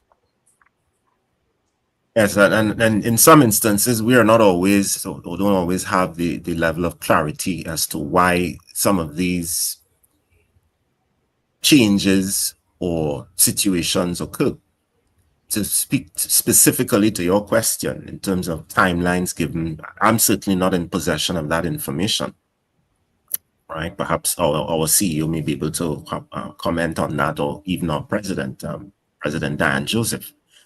But certainly, we think that some of the lessons learned and some of the gains made that came about as a consequence of COVID should certainly have been extended and built upon, rather than what appears to be a reversal for whatever reason. And these things make it, I think, difficult for the members to have business models that can be agile and that can adapt quickly, especially in a competitive environment. The services sectors in other countries are, far advanced and can move quickly as a consequence of a lot of that infrastructure that COVID inadvertently allowed or ushered in. And we certainly feel that it is something that is a definite enabler, if not a necessity. What is the coalition's perspective, or how is the coalition dealing with the issue of financing for particularly small and micro businesses and medium-sized businesses, which in many jurisdictions form the basis of the economy and also economic stability? Is that something you're focused on? It is, and certainly at some point I'd also ask my colleague Kadisha to chime in. But we have, as part of our exercise and engagement, the Exim Bank has certainly stepped up and is one of our key partners in addressing that issue, filling that gap, as it were, and making that available and possible for our members and for the membership associations to be a part of and to take advantage of. Ms. Mead? Yes, I agree. Exim Bank, I would say, is one of our main partners, especially for the next year. We also do collaborate with the IDB as well, so that's another part. And in closing, if the coalition could have a budget wish list, what would it be focused on primarily? Because I mean, every agency or institution has a budget wish list, and is what they'd like to see prioritized in the budget. Mr. Morton? All right. Some of the things that we would like to see, I've actually mentioned them previously. So maybe it might simply bear restatement, as it will. We would definitely like to see the programs and initiatives that build up human capital skills, any things that involve training, that involve education, that will support entrepreneurship, the financing discussion that we had just previously, that would be key. I think the digital exercise, that is definitely important. Incentives as it relates to taxation, and strategies that allow for the membership to target international clients and focus on high demand niche markets. These things will enable not just the members to earn foreign exchange, which is also another issue, and we could spend an entire discussion around that, but it would also, again, alleviate some of the difficulty that the Prime Minister has made in recent statements.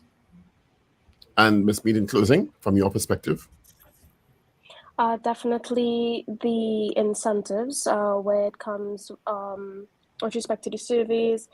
As Mr. Morton mentioned, data is the key moving forward. That is the basis of all decision making that can help us with capacity building, networking and collaboration, trade facilitation, getting more information on the markets that our service providers would like to enter.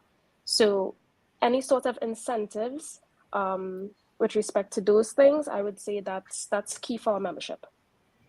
I want to thank you both for coming in. Certainly, we will hope to have you back post-budget, after the budget is read this afternoon, to see how the coalition responds to Minister Imber and the Cabinet's presentation for fiscal 24-25. Thank you both for coming in. Thank you so much. Thank you very much, Paul. Thank you very much, Wendell. No problem. Take care. So, Alvin Morton and Khadija Mead, both of the Trinidad and Tobago Coalition of Service Industries in Trinidad and Tobago. I think there's a place on O'Connor Street in Woodbrook. I think I've seen that sign, TTCSI, on a building in O'Connor Street in Woodbrook. I could swear I've seen it there. Yeah. So we're opening the phone lines. What do you want to see in the budget this afternoon? Yep, let's hear from you. What do you want to see, Mr. Minister Imber, focus on? What would make you happy and smile in the budget this afternoon? Besides pay increases to all public servants, etc., which are happening. Increase in the old age grant, increase in well, I don't know if they're gonna try again with that NIS age going to from 60 to 65. But what do you want to see? Let's hear. A reduction in prices of food, reduction in VAT. VAT went from 15 to 12.5%. You want to see a call here already. What do you want?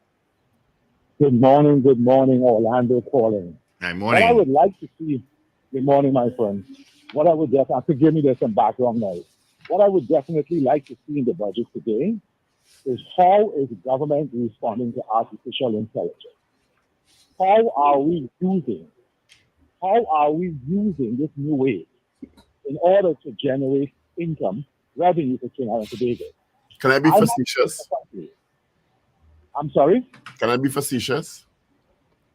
What you usually are. Go ahead. We haven't challenges with normal intelligence. We want to tackle artificial intelligence. but let me tell you why. I agree with you. But let me tell you why. I think they could.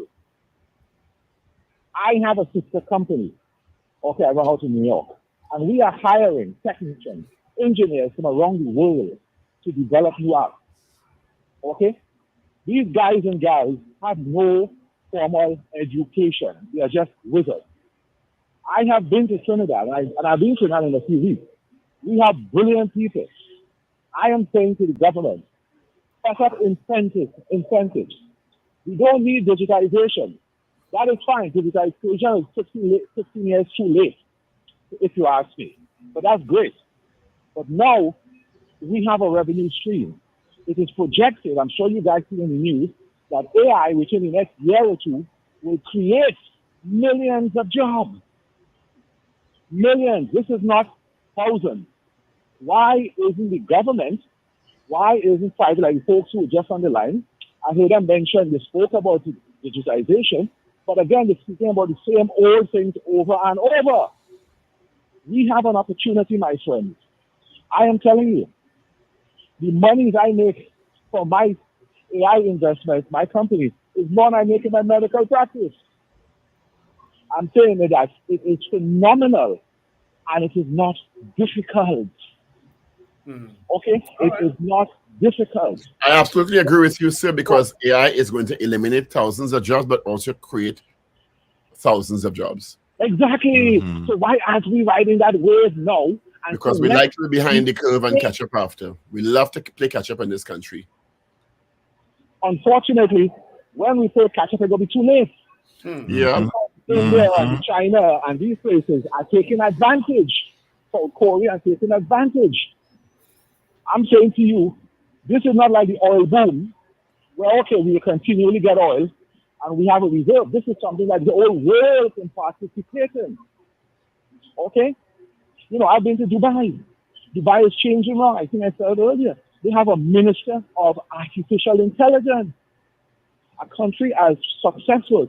Singapore, same thing, but they don't have a minister yet.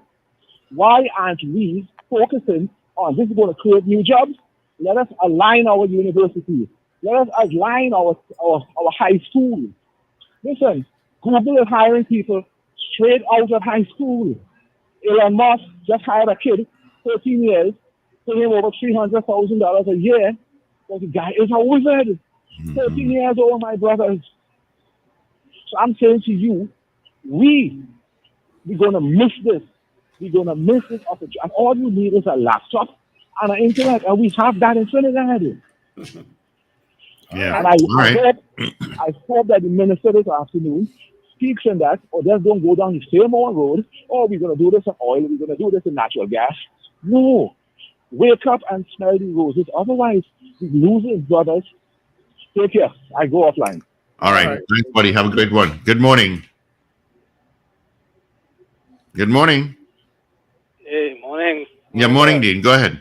Yeah, I think one of the things that I would like to see is a kind of accountability on how you plug the wastage, the money that they're telling us about the subsidies, something that people work hard for, but they're not telling us how they plug in the wastages, how something starting at $1 million, ending up $6 million, they got back the money from things. All these kind of how you're gonna. I think that is very important because in hard times, okay, we expect in hard times, and in hard times we have to do the whole spend your money wisely and stuff. I don't know what to believe anymore. 1 minute the sun clear shining, next minute it's hard time. So I get confused. Well, yeah, and I think even when the sun's shining, we have to check your pennies because the rich man will always tell you always spend your money thing, and we just spending money still all over the place wildly. But I also like to see how the manpower, productivity, and how they want to push that. And I would like to see what are their plans for innovation and creative thinking through the education sector. We have NEHUS, we have all these things that supposed to be driving innovation and stuff like that. The campuses, the UV, and that's a big part of our innovation, patenting, copywriting, which is a big part of how you sell your country on the global market. More copywriting, more patents you have, you look good. You look good. And I think it's important to push innovation and invest in innovation. And it's talking to Dr. Keaton, you can talk about him, you can interview him on that one, because I know they tried it in the Ministry of Planning. They had it at one time. It was what they call it when people invest in innovation, but what he was saying is that the business community don't understand that. And it was on the website at one time, and now it's not there on the website. And how you invest in it to drive innovation. Yeah. All right. Yeah, I would like to see that. Okay, fella. Thank you. Let me just remind people of an International Society of Family Law conference happening from November 13th to 15th, 4th Caribbean Regional Conference. Regional reps who focus on rights of children, international, regional, local jurists, doctors, psychologists, therapists, social workers, administrators, parents, teachers, students.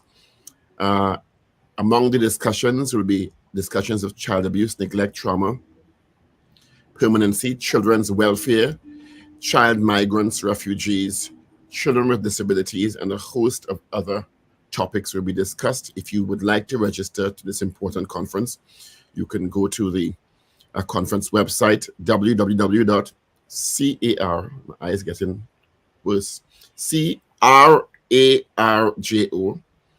www.crargo.org, or contact them by email, ISFL Regional Conference, that's ISFL Regional Conference 2024 at Gmail, and be a part of this wonderful conference coming up on between the 13th and 15th, the International Society of Family Law 4th Regional Conference.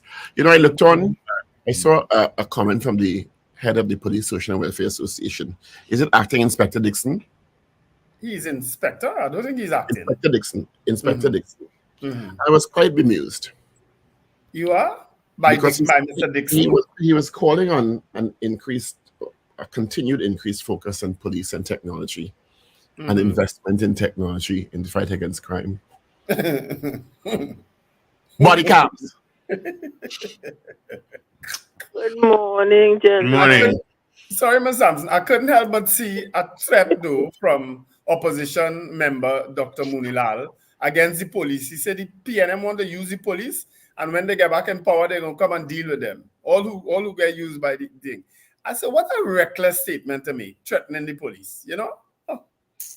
Anyway, go ahead, Ms. Sampson. I just said good morning, so Steve would not hang up the phone on me.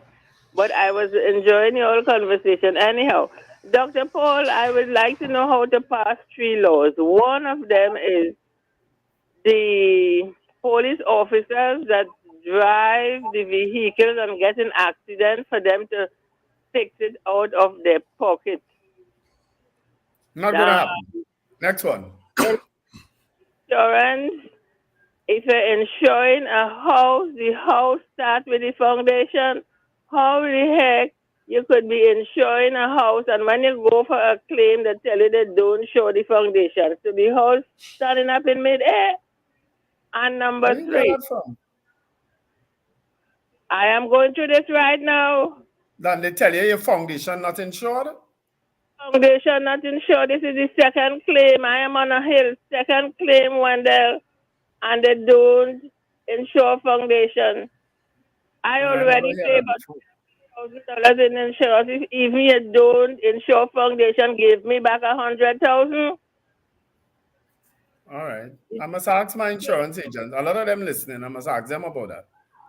Yeah. Bring one on for you all to discuss things. The third law is let every property owner clean in front the space. When they don't clean it, you ticket them with a 30 days jail time. You can't be just sitting down waiting for the government to do everything in life. It's your property in front, you clean it.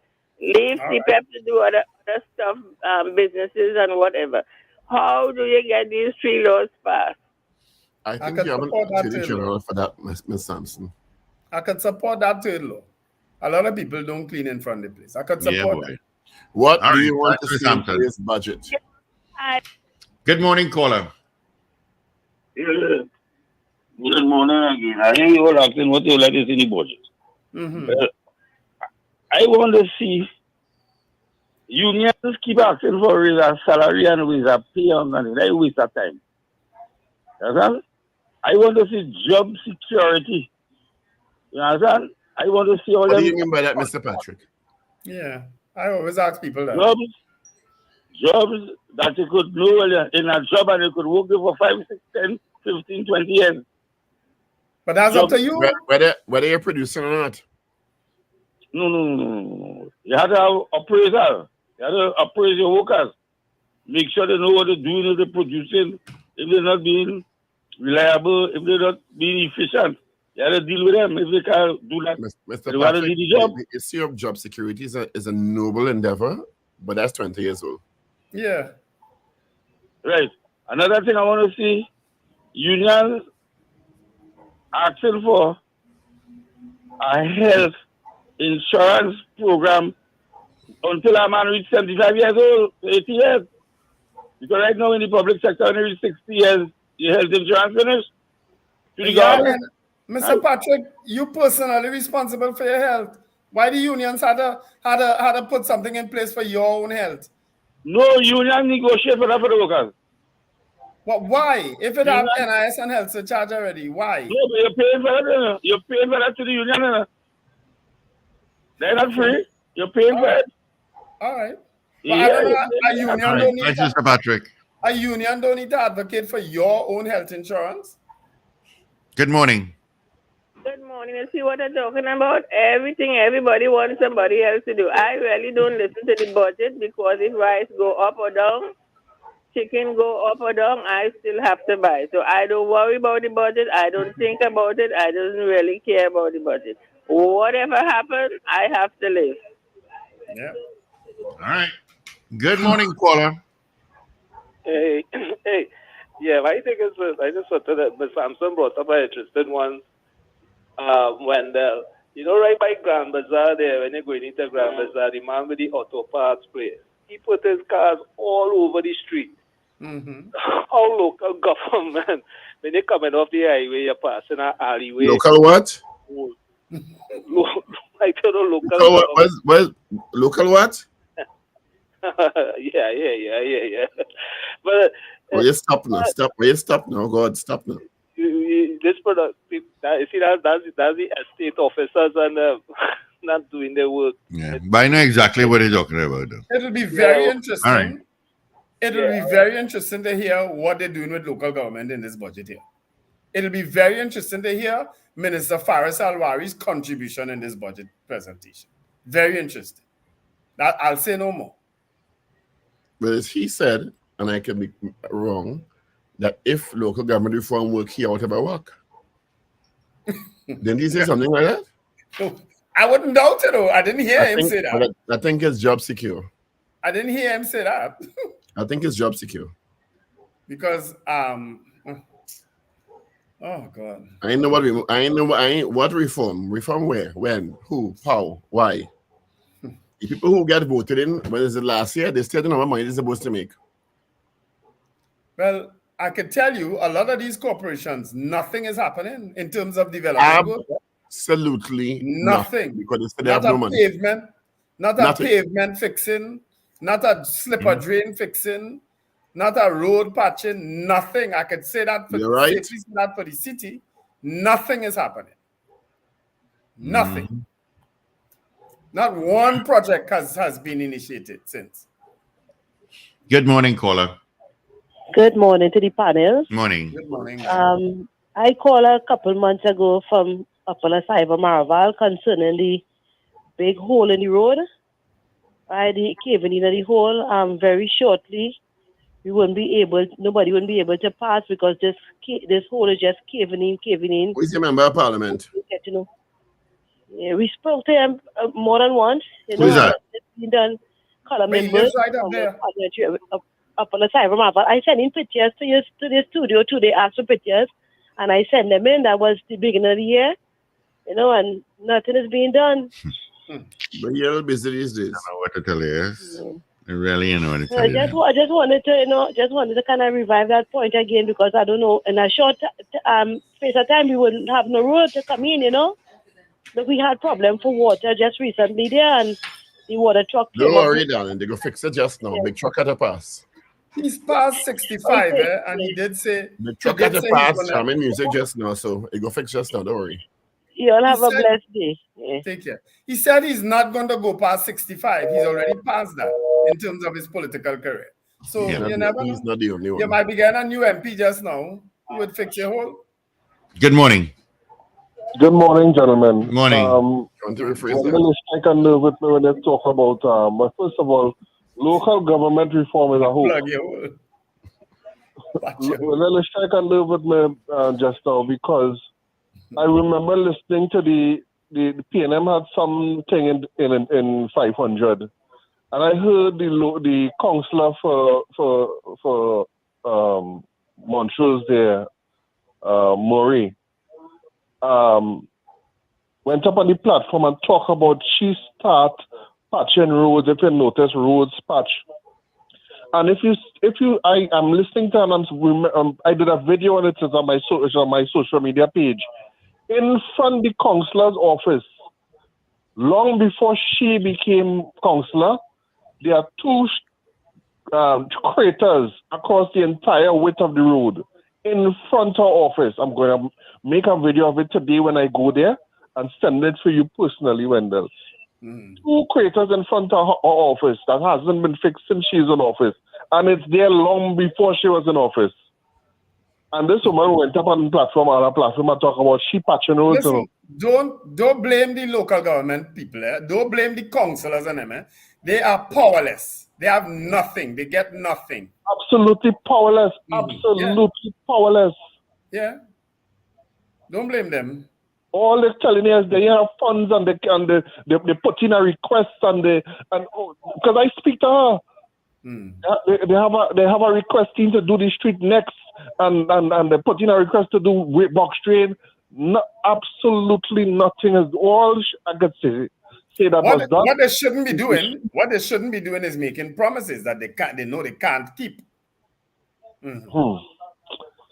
just wanted to highlight that. Thank you very much. Yes, take care. Yeah, you're really right. So I'm eager to see what the plans are for local government in this budget. Yeah. The Prime Minister, none other than the Honorable Prime Minister, told us on this show over a year ago that the Local Government Reform Act would be fully proclaimed as of January this year. You know, am I wrong, Wendell? No, you're not wrong. Is my memory failing me? No, you're not. Okay. No, it's not. But don't talk about that. You'll upset some people in the chat.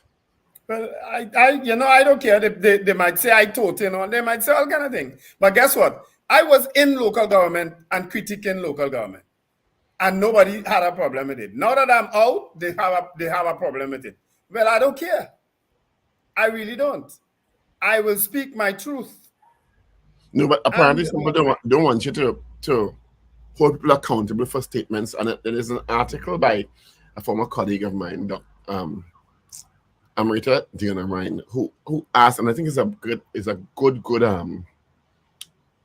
question in a budget. Ask about accountability of specific ministries and what their performance was in the last fiscal.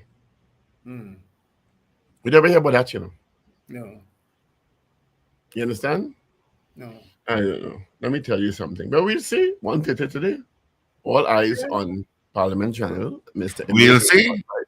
This is the 10th budget. The government has spent just around $500 billion,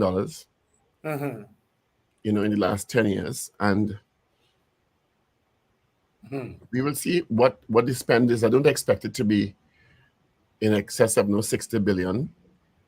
To their credit, this government has consistently moved down the size of the budget. Yes. It went back up last year when the sun started to shine again. But the clouds come back now. So, the clouds full of oil. The clouds, I ain't about full of oil now. But we will see. Yes. We will see how it goes as at this afternoon and how much we have to hold strain according to any words of the I would be very surprised if any harsh measures are implemented. I'd be very surprised. I don't think so either. Yeah. I don't think so either. Yeah. And you'll have a wonderful day. Be safe. Folks, have an absolutely wonderful day. Remember to let go and let God. All right, bye-bye. All right, guys. Chat with you guys tomorrow morning. Same bat station, same bat time. All right, at 6 in the morning. All right. Of course, Evie is going to run in a couple of seconds with our news brief. Yeah. All right. So, of course, all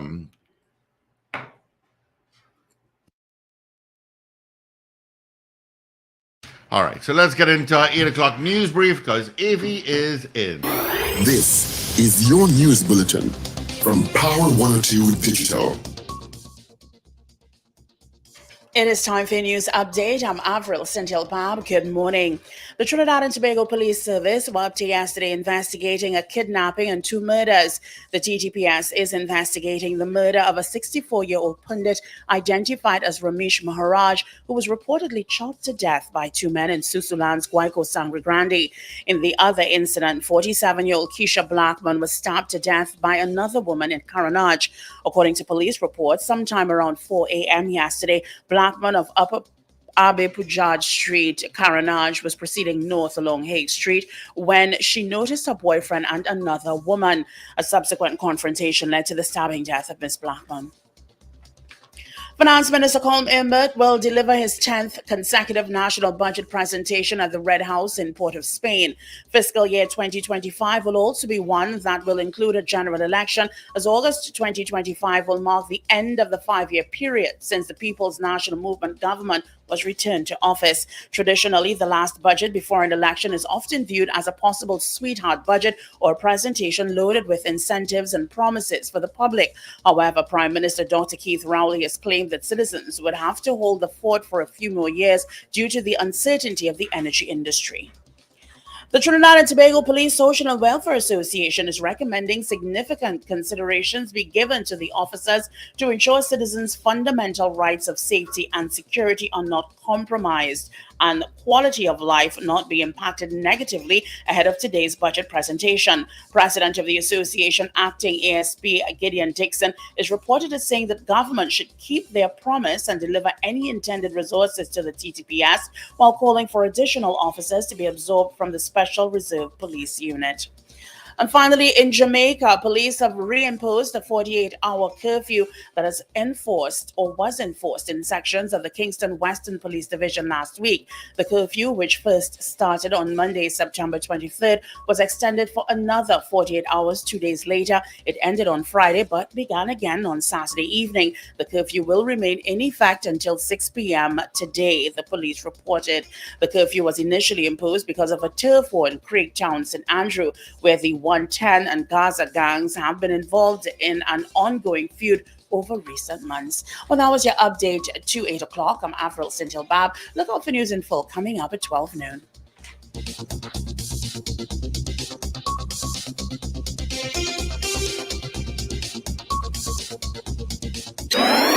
Up to date and credible.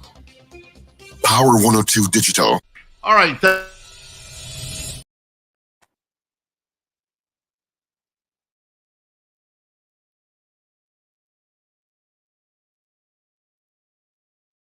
All right, I thought we were going to play the ad there for a second.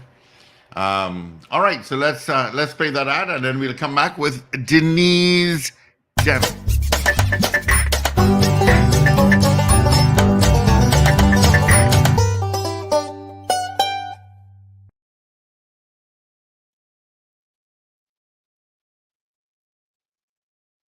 All right, Dennise.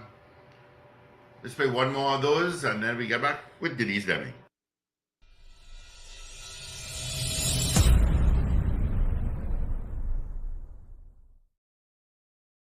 There is a connection between government policy and law in the sense that all laws start as some type of government policy. So, for example, in Trinidad and Tobago, we would have had the recent national policy on persons with disabilities.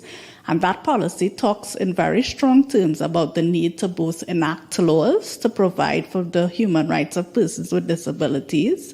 It also talks about the need to amend laws that we have on our statute books right now that discriminate against persons with disabilities. So once that policy is adopted and approved by the cabinet, then the process of making it a law can begin. The difficulty with the policy remaining as a policy, two things. One, it's not enforceable. So it does not really give you any rights legally because it's just a policy, it's not a law. And the other thing is that policies can change over time. Policies can change over time as the the needs of the government or the focus of the government itself changes. It can change if the government itself changes, so that it's not enough for us to say, well, we have a policy. We have to take that further step to make the policy a law, because that is what will give full protection for the human rights of persons with disabilities.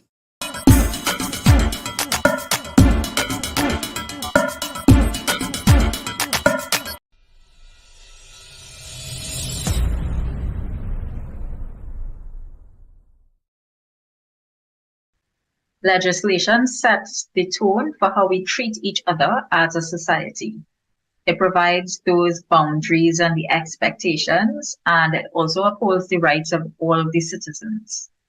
Legislation is important for everyone in society, as it sets rules and regulations that create an organized, safe and fair environment in which everyone is equal. They form the opinion that because you have a disability, that you are somehow unintelligent, stupid, ridiculously asinine, you name it. So legislation is quite important, and I hope that legislation is soon coming so that people with disabilities can be who they are. People first, disabilities after.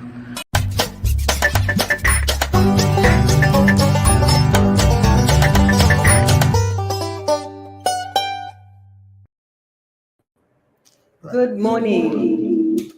Good morning. I'm Dennise Demming, the host of Power Conversation on a Monday and Wednesday from 8 a.m. This morning, I'm in the Power 102 studio, and our guest is here with us, Indira. Welcome. Remember that Power Conversation on a Monday and Wednesday is an activity in which we just try to work on things that are trending in our country.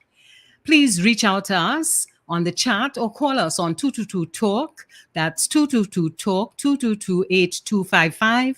If you're calling from the US or Canada, it's toll-free 866-525-1099. Or you can WhatsApp us on 868-318-1021. And welcome, Indira. How are you this morning? Good, Dennise. Thank you for having me, and good morning to all your viewers and listeners. Lovely. Lovely to hear you. And Indira, I want to start by asking you, what do you do when you are not working? Well, I'm a mother of three, two abroad studying, one just finished law. So I've spent a lot of time, looking after my children. So I'm a mother, cooking, cleaning. I'm doing some house repairs right now, so I'm in the middle of that. I exercise, so I do some yoga, or I walk, run. Those are the kinds of things, I guess, like everybody else, struggling to make ends meet. I'm a single mother, so just doing the best I can to get by like everybody else. My reality is the same as the average person in Trinidad and Tobago, struggling with, high food prices, struggling to pay all the taxes that that are slapped onto us, very concerned that, employment opportunities are not being created, there are not opportunities for us to see our salaries and wages increase. These are things that I live, that affect me, and this is the reason why I speak on these things, because I do believe very strongly, Dennise, that we have the intellectual capacity in this country to fix these problems. It is just that those with that capacity are simply not invited to be part of the governance process to bring about the change that we need at this point in time. That is such an interesting conversation that you've had there about. Are you hearing me? Because I'm seeing. It says my mic was muted, but anyway.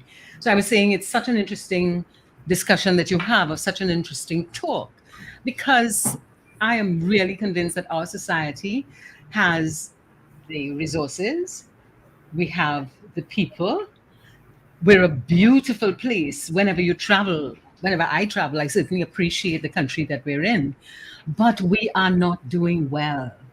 and that is impacting everybody all the way around. So listen, if you were the Minister of Finance, what would you do in the budget today? Well, if I were the Minister of Finance for the past 9 years to begin with, 9 years ago, I would have prioritized the issue of non-energy diversification and the transformation of the energy sector. That would have been my major priority. I would not have, while I would have continued to aggressively pursue the Dragon deal or encourage exploration, because, we need to take the opportunity to continue the life of the energy sector, which is at the mainstay of the economy for as long as we can. Seeing and understanding where the world is going very rapidly, renewable energy, whether it is green hydrogen, solar, wind, would have been something that would have been 9 years ago. I would have started so that by now, we would have been pretty much into those things becoming sustainable sources of energy generation. Okay, Denise, I want to at the issue of non-energy, I would have focused on my sectors like the tourism sector, the agriculture and agro-processing in a very, very aggressive manner, because these issues are important. But today now, so we were here today, unfortunately, and over the last 9 years, with the exception of 2023, we have been realizing negative growth. We have been having deficit budget, which means we're not earning as much as we are spending. We have been borrowing heavily. We've been drawing down on the Heritage and Stabilization Fund in order simply to maintain standard of living. The country has been, has been slapped with quite a number of taxes, reduction in things that we had come to enjoy, like GATE and fuel subsidy. These things, which then demand that you and me, who are not enjoying increasing wages and salary, now have to find means to pay out more. Okay, so it's been a heavy strain. So if I am the Minister of Finance now in this 2024 and I'm reading this budget, what would be my priority? My priority for the average person is the issue of food. Food is an important issue, okay? And where the world is going, we know that increasingly, given the challenges of climate change, climate risk, where countries are becoming hotter and hotter, where the production of food is affected significantly and negatively by climate change, food production using new technology would be a major priority for me. Reducing, I'd have two wins there, Denise. I would be putting money in the hands of farmers locally, because I would be encouraging the increase in the production of goods and then moving up the value chain in terms of agro-processing. I'd be keeping the money here. I'd be reducing the usage of foreign exchange, because we all know we have a food import bill of well over $6 billion. So I would be easing the burden on the foreign exchange crisis. How would I do that, Denise? One of the easiest things I think would be to I'd use two things. One, I would look at my import duties on things, food items that are non-essential, and I would look towards increasing those things. So I would make it more difficult for those things to enter the country. That's one. Secondly, I'd use moral suasion in a much heavier way to discourage the importers of this country who are making millions of dollars. I'd use that as a mechanism. I'd use moral suasion to influence the banks in terms of how it's allocating our forex, and ensure that forex is going towards more and more towards areas that are earning foreign exchange rather than simply using foreign exchange. I want to reference COVID-19, Denise, when it was very difficult for us to import basic food items. You will remember ships were simply not coming. And the agricultural sector stepped up in that short period of time. They stepped up. We were not starving. The farmers went to the fields, they were producing. So could you imagine if we can, in a sustained manner, create the ongoing demand and the sustained demand that would encourage them to be able to do that? Now to Denise, given the challenges of climate change, governments are using their budget in order to respond to climate change in sectors such as agriculture. So the United States, for example, is providing incentive to the farming community to engage in practices that uses plant cover, because the sun is really confusing our plants. But there are technologies that can allow us to be able to produce and protect that. So the government of the United States is providing that kind of incentive through its budget to encourage farmers to engage in practices that can allow it to produce while at the same time responding to the climate risk. So those are some of the things. Another no-brainer for me would be tourism. Tourism is an absolute no-brainer. I mean, our sister islands in Vincent, Grenada, except when they're hard hit by natural disasters, which they have no control over. Post-COVID, these islands have been leading the world in terms of tourism recovery. It has been phenomenal. There are no shortage of foreign exchange here. In fact, people don't even want US if you're going and you have your US and you want to exchange with them. No, they have no interest because it's not something that's difficult for them to get, okay? And it has rebounded. The tourism industry in these islands has rebounded significantly. But what has happened in Trinidad and Tobago? Ours is still in 2023, 20% below 2019 levels. And in 2019, we weren't doing great in tourism. You know, look at our sister island, Tobago. You know, this is the equivalent of a St. Vincent or a Grenada. And where tourism is booming there, we're still hearing the stakeholders in Tobago lament the fact that nothing's happening. And that is a quick fix. That one is a very quick fix. There are areas that are not, it is not easy to fix them so quickly, but these are quick fixes. We have been affected very significantly post-COVID by airlift.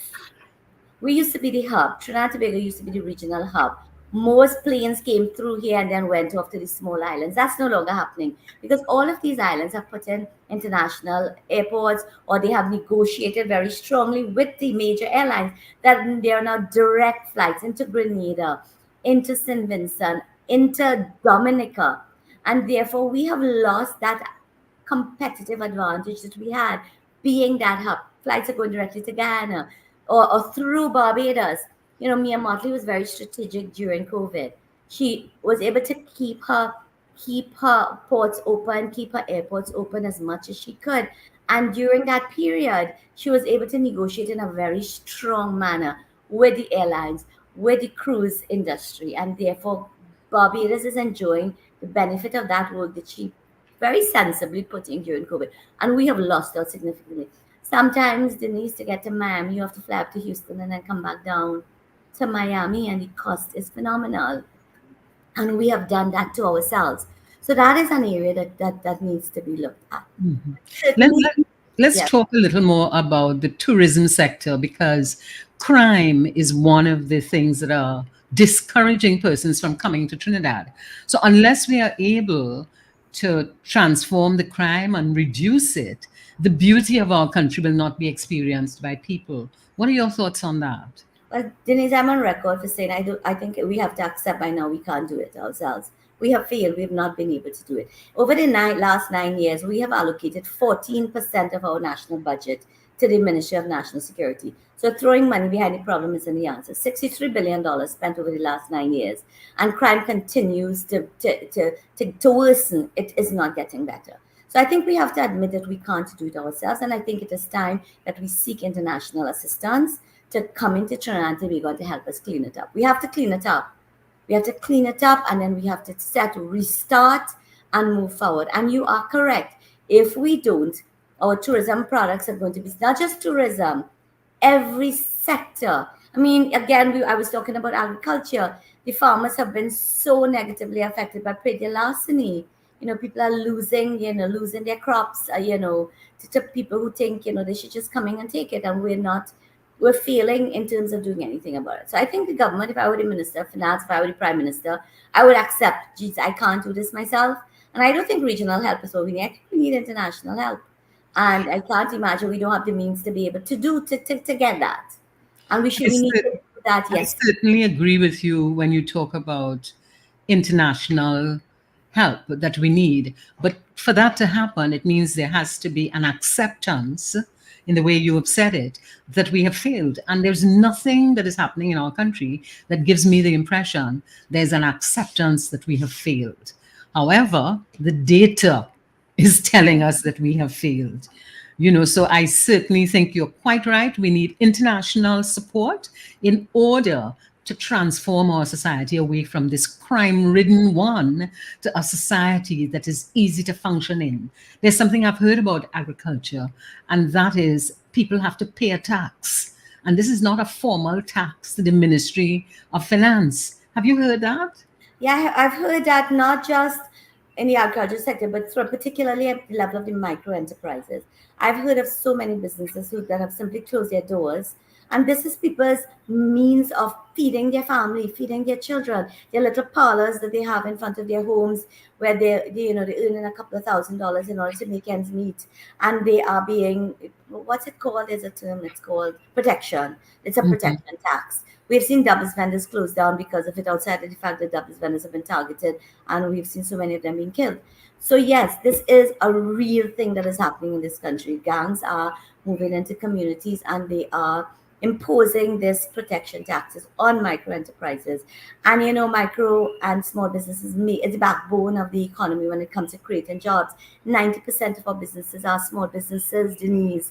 And if we can't protect them and we can't support their capacity to exist, then again, our ability to turn over money and have money grow and support the development and growth of the economy is something that we're suffering significantly. So yes, crime, and we haven't even talked about the fact that with crime comes the additional cost of doing business, because now you have to put in so much security, whether it's bars, cameras, etc., higher security in larger firms. That's an increased cost of doing business that is now passed on to you and I.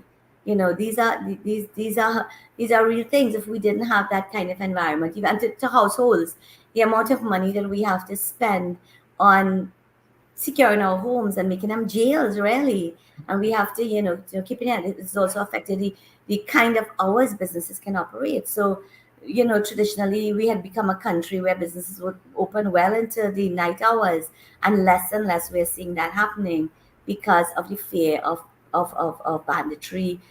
People have to now exercise a different kind of control, and that is affecting the entertainment industry in a significant way. Which again is a booming industry for Trinidad and Tobago. It was.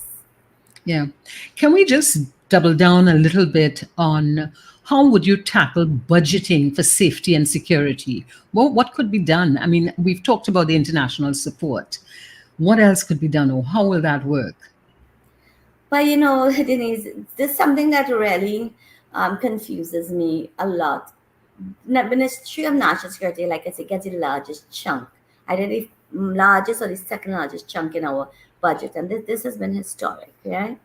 And yet we see things like the police presence is so limited. We're still hearing where the police force is saying they are strapped for resources, for money. They don't have vehicles, etc.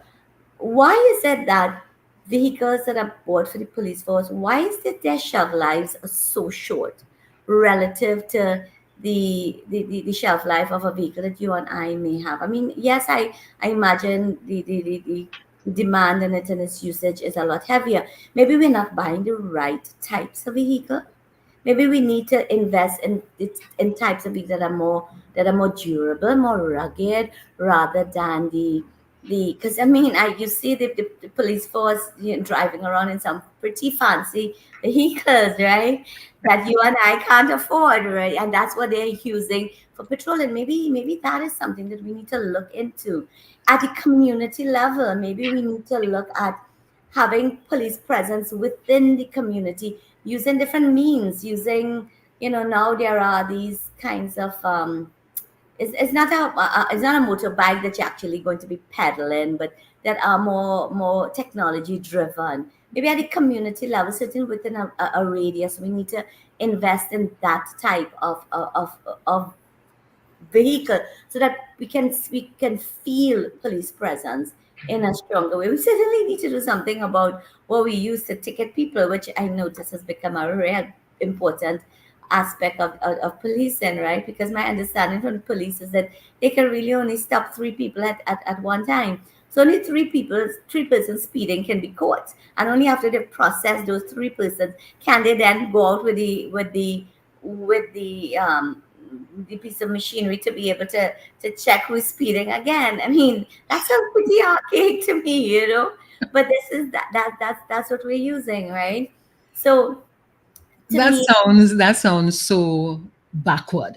And that sounds so backward because if you once you leave this country, and let's say you break a traffic light, you get a ticket. Mail. You know, and we've had a number of opportunities in which we've talked about having put in cameras.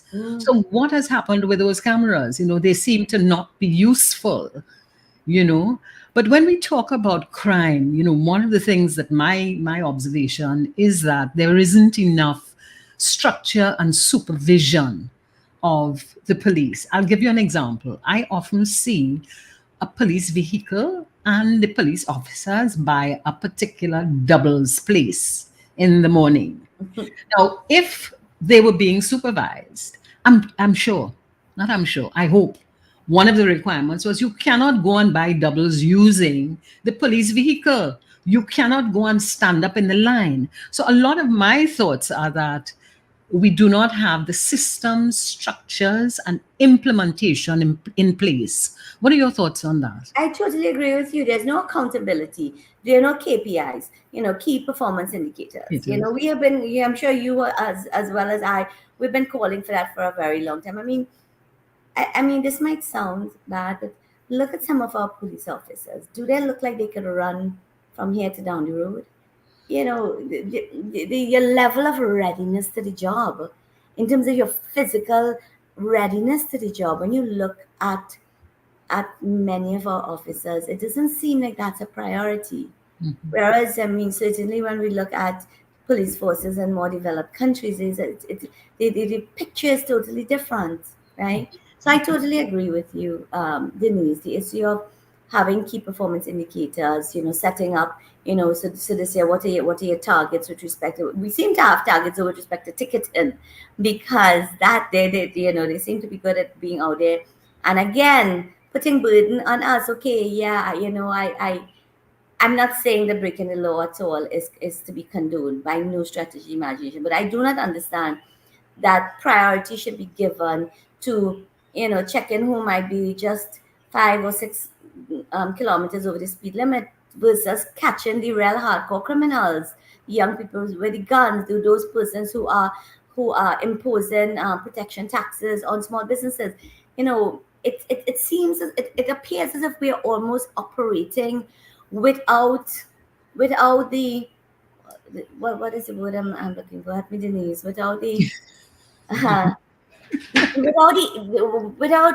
without using I don't know, without using intelligence is probably the word I'm trying not to use, but it's what I have no choice but to use. You know, we're not doing smart policing. We seem to not be using intelligence in order to support. And then, I mean, there is this thing that we keep hearing about, the issue of corruption in the police service. Somebody needs to find the testicular or the ovarian fortitude to deal with this. Yeah. Deal with this in a meaningful way. We need to be able to trust those who are put in office to protect us. And to a large extent, population in this country feel that we can't. And so it comes back, in my view, Dennise, to bringing in international help. And not by that, I don't mean bringing in a foreign police commissioner. I am talking about going to Scotland Yard or going to, you know, the type of entities in developed countries that can simply, you know, deal with the issue that is on the ground, that is so bad in Trinidad and Tobago. Because, Dennise, if we don't clean this up, everything's affected. Yeah. Everything. One of the thoughts that I have had is that the guns that come through our country, we cannot stop that on our own, because those guns are coming from developed countries. That's where they are manufactured. So we need to reach out and collaborate with the developed countries to say, well, okay, how could we remove that transition of guns, that passing of guns through Trinidad, and not just through Trinidad. It is starting to happen in the rest of the Caribbean. So for me, one of the critical things is how do we transition? How do we move away from having the guns moving from one place to another via our countries? Well, So, herein lies the role for CARICOM, but as we know, CARICOM doesn't do much. Yep. CARICOM again is another entity that needs to be revamped, reorganized. CARICOM tends to be a place where our retired diplomats go to just enjoy a nice salary, and basically really that does very little. I mean, how does it make sense? We have a system in CARICOM where chairman of CARICOM is a 6-month rotation. 6 months. So it's by the time you settle down and you take a breath, it's changed. How can you achieve anything? I mean, to me, that's a no-brainer. And you need to fix that. You need to extend the life of the chairman of CARICOM, give them enough time to be able to do something meaningful. So I mean, that's just one example. There's so many examples. We've had, for example, CARICOM has this thing with respect to food production. I think is a 25. There's a term for it. I can't remember it because it's of so little consequence, and we were not feeling it. If it was really important and we were feeling it, it would be on my head. I would be hearing it. You would know it, we'd yes. all be hearing it, Dennise, but we're not. So it's nice to write to have a plan and you put it down on paper, but the other thing is implementation. Now we have an implementation deficit throughout the country, whether we're talking at a country level or we're talking at a regional level. So to come back to the issue of crime, yes, it's increasingly becoming a regional problem, but at a regional level, what are we doing about it collectively in order to bring a stop to it? Well, Indira, it's lovely chatting with you. I didn't know that CARICOM the chairman changes every 6 months. Clearly, there are no deliverables there. After 6 months, I mean, even in voluntary organizations, the chairman of the presidency is 2 years. For example, I have recently become the president of Sir Optimus International of Trinidad and Tobago, and that's a 2-year activity, and I had to be the president-elect for 2 years.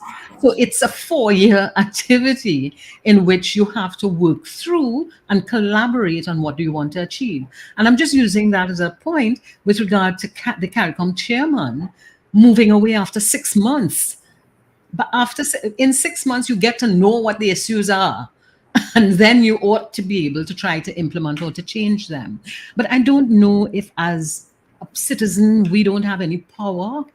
What do we do? How do we encourage people to begin to have conversations about these things? What are your thoughts? Dennise, I think we've had so much conversation. We really need action. But unfortunately, Dennise, I mean, I've been doing this for so long now, Dennise. I am a little bit exhausted, And but I certainly hope that you can recover.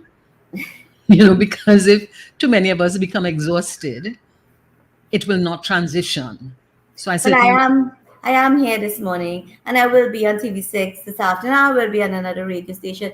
So I will continue to, obviously, Dennise. I mean, I can't stop, because if I stop in my head, I'll probably go crazy, because, my concern for this country is so significant, and I keep it just in my head all the time. I really lose sleep over the fact that there are young people in this country, and we're not generating jobs for them. New jobs, Dennise, new jobs. We're not.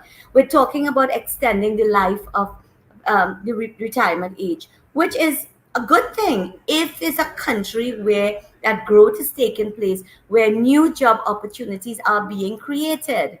Now, doing it simply in order to address the challenge you have in your pension system is it's not enough of a reason, because if we keep persons who are current retirement age, if we keep them on for another 5 years and we're not creating new jobs, it means there are no existing opportunities being opened up for those who are now coming out of school to be able to fill.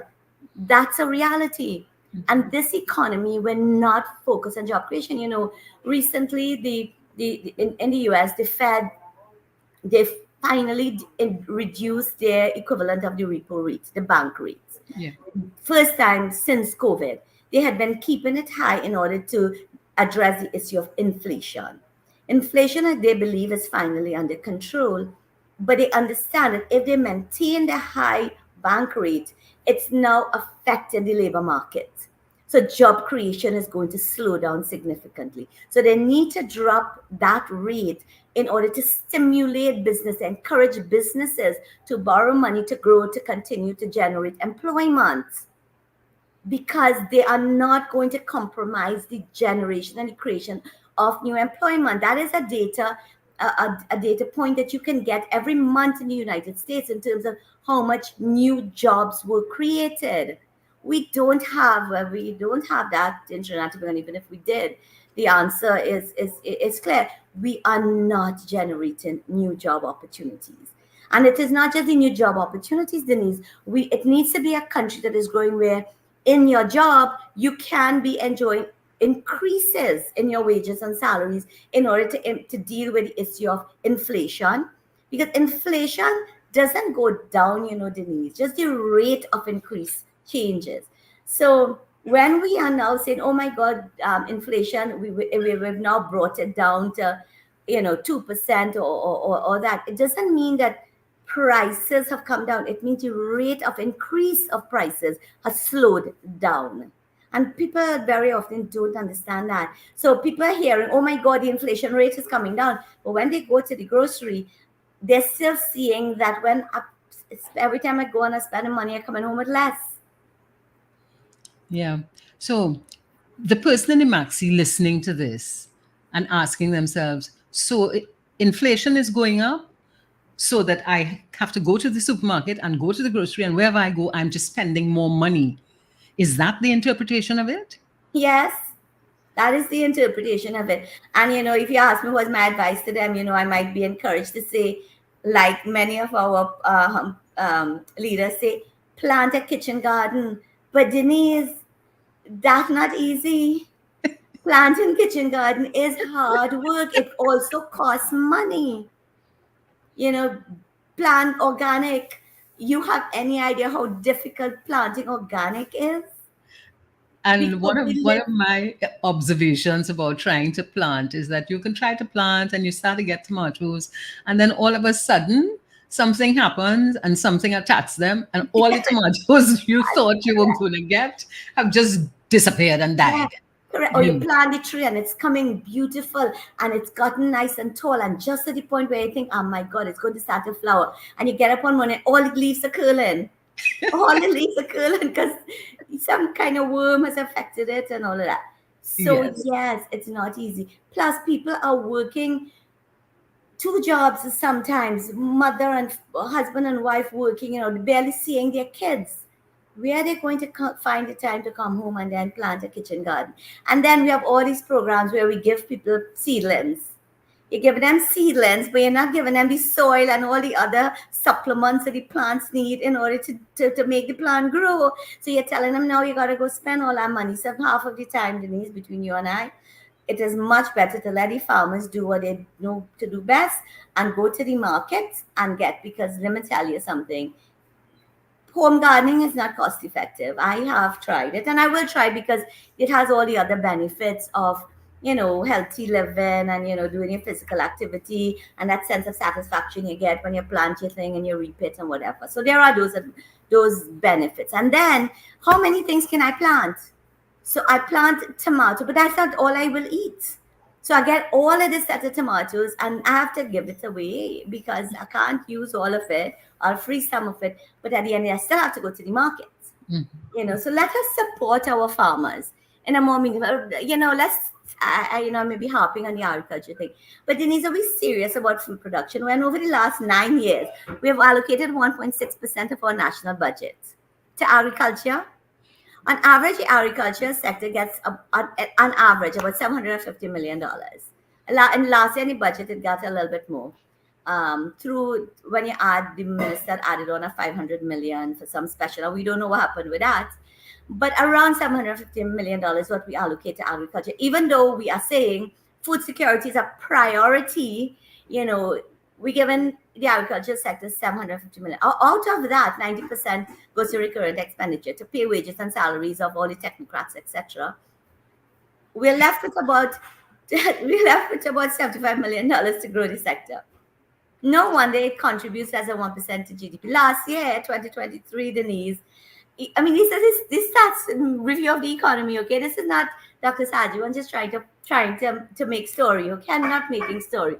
Go read it. The review of the economy tells you the agriculture sector, it contributes less than 0.5% to GDP, by the way. Less than half of 1%. It contracted again in 2023. Out of that, cocoa, which is supposed to be our pride and joy, we fine flavor cocoa, we have policy documents, we're talking, all kinds of things. Cocoa production moved from, and I want you to listen to this figure, 85,000 kilograms 2022 to 8.5 kilograms in 2023. Come on, say that again. Yeah, right? 85,000 kilograms in 2022 to 8.5 kilograms in 2023. Review of the economy. Go and look at it. But more than that, Dennise, in the 1930s, we were producing over 36,000 tons of cocoa for the export markets. All right, here's what I want you to do. I want you to talk to the person in the maxi and explain that to them in a way that they will understand, because you're saying in the 30s, it was so significant. So just give us another way of explaining that. Well, we had oil and we destroyed the agricultural sector. It's as plain as simple as that.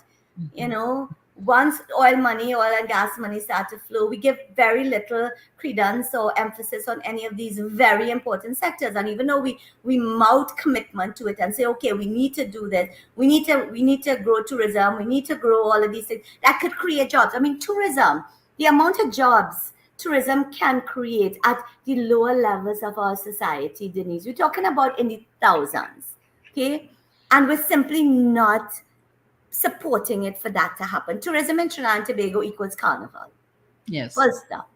Yes. And while carnival is important, and I will not dismiss it at all, we have not been able to transition and transform this tourism sector in the kind of meaningful way that we need to. And we have natural endowment that can allow us to do, but we haven't. So back to the gentleman and the lady in the maxi taxi.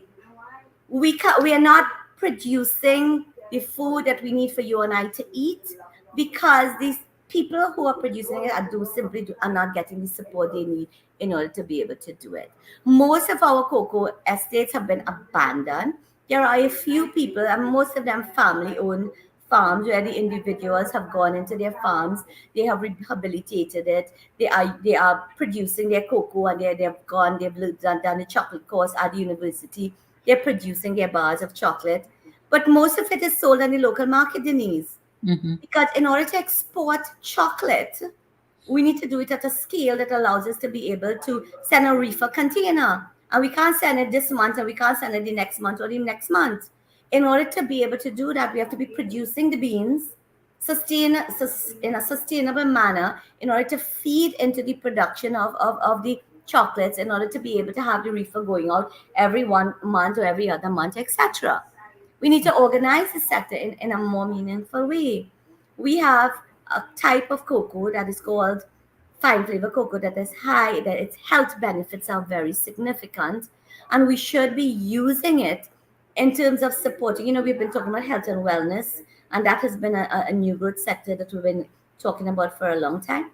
We can feed our cocoa products into that sector, because it can be used to produce, face products, body products that are high in antioxidants. Even the eating of our products that we produce using our cocoa has health benefits because of the nature. We've not leveraged this. What's the role of university? What's the role of career? Why we have institutions that should be pushing these things from a research perspective in a much stronger manner, but there's a disconnect, Dennise, between a development agenda and the institutions that we have, and they don't speak to each other very often, and everybody operates in their silo and do what they feel is important, but not what redounds to the benefit of the country. But I also want to say, Dennise, before we go on another topic, Our food import bill is 6 billion TT dollars because people in the maxi taxi, because you and I and Dennise, we are the ones who are buying the imported food. If we weren't buying the foreign mangoes, even though we have mangoes falling off our trees, if we weren't buying the avocados in the supermarkets, which when you cut it, it's black and you don't know how to use it, if we weren't buying it, they couldn't be bringing it in. You go sometimes in the supermarket and the iceberg lettuce is half rotting and they're still selling it for $20-something. And they could keep the price there because some fool is going to go and pick it up and buy it. So then what is the message to the person in the maxi? Because you're saying that we're buying rotten mangoes. Now, that surprised me because I didn't think we imported mangoes. You know, the big, beautiful ones that you see sometimes? It's like, it's like what we call kind of Graham mango. A Graham mango, Yeah, yes. it's imported. Those are imported. You must know, you see a sticker on it. Yeah, just like you see the sticker on the avocado. On the avocado. And then you see on the side of the road, they're selling the avocados, and you think, oh my God, this has to be local, No. for a guy to be selling it. It's not, right? Because what are we doing in order to shore up? We have some of the best avocados in our country that have probably the widest range of avocados and mangoes. Where are the farms that we are supporting in order to grow it in a manner that we can use it for value adding, rather than having it just fall off the trees and then we have to import? That's a disconnect that I am talking about. And then if we don't have enough, we could then source it from Guyana. So here is the regional approach. And Suriname, these are countries with massive land space, and we should all be talking in terms of how do we collaborate to see agriculture from farm to supermarket shelf or wherever else being produced in a way where it's a complete product, even though primary might be taking place in Guyana and value adding or manufacturing in Trinidad. It's a complete project where both parties have equal share. Yeah. So Guyana doesn't say, what the hell, why I must only produce the primary product and get cents for the dollar, and Trinidad you manufacturing and you making the big money. No, that is it as a complete project where those who are investing from the farm to the final manufacturing, bringing together the investors from a Guyana, from a Trinidad and Tobago, and having those kinds of projects. That is my vision in terms of how this thing needs to be done, Dennise. And I kind of strayed from another important point I was trying to make, which I can't remember. But the message I'm trying to send here is power. You talked about people power. The power is in our hand. You asked me what should do. Go to the Tunapuna market and the Shagonas market and the farmers market. And there are so many deals to be had in these places, Dennise. Maybe we should collaborate and we should go to the market and we should show people how to buy, how to use it, a little bit. I mean, I was in the market yesterday and for enough pumpkin, and he already sliced it up. All I have to do now is come home and just peel off the skin and it's ready to cook because he's cut it. And this big heater could probably feed a family of 5 if you make some rice with it or some roti. $5. $5, Dennise. Yeah. I had an experience about 4 weeks ago where I was going to Sandy Grande and I stopped at a vegetable in front of a house, and I spent $100 on vegetables. Right now, I still have frozen pumpkin in my deep freeze because of what I bought and the amount of stuff that I got for a little bit of money, and nothing that I bought had a label on it. So it was all things, grown. Now, I have to tell you, some of it could come from the islands, right? But I'm okay with that. I am okay with supporting CARICOM because our manufactured goods go to these islands. When you go to these islands and you go into the supermarket, you're seeing the things that are produced in Trinidad and Tobago on their shelf. So they're buying what we are producing. I don't see it unless I go into a West Indian shop in the United States. I'm not seeing our product in any one of the Whole Foods and the I can't remember, Food Town and all of those things. I'm not seeing our produce here, but those things are all over our supermarket shelves, right? So I am good with the fact that my ginger comes from the small islands, my provision, my plantains. I am good with that because we are a Caribbean community that must support each other. Okay, Denise?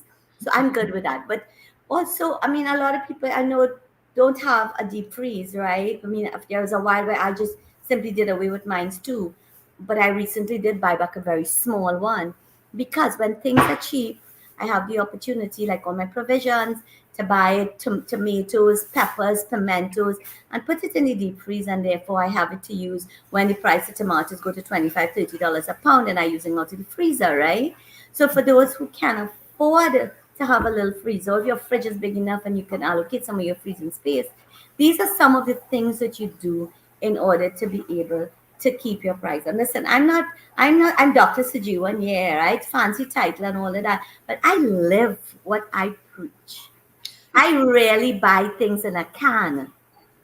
You know, very rarely do I buy things in a can. Unless it's like tuna, spicy tuna or something, you know.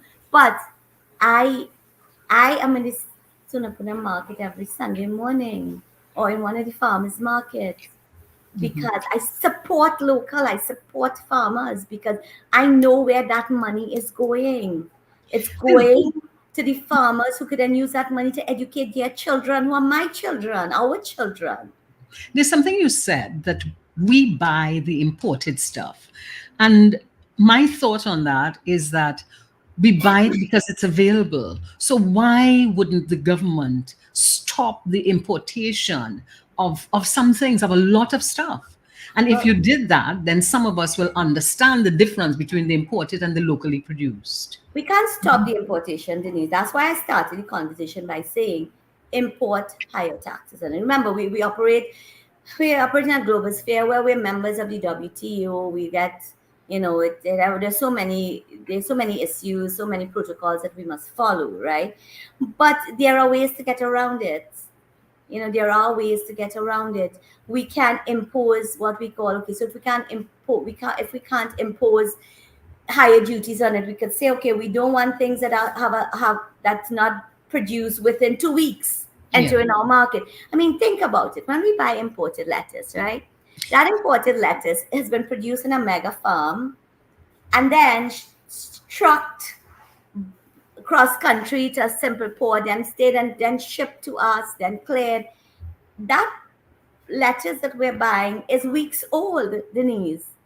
And we're happy. And when you think about it, weeks old, and yet we could put it in our fridge, and it could last probably the next couple of weeks.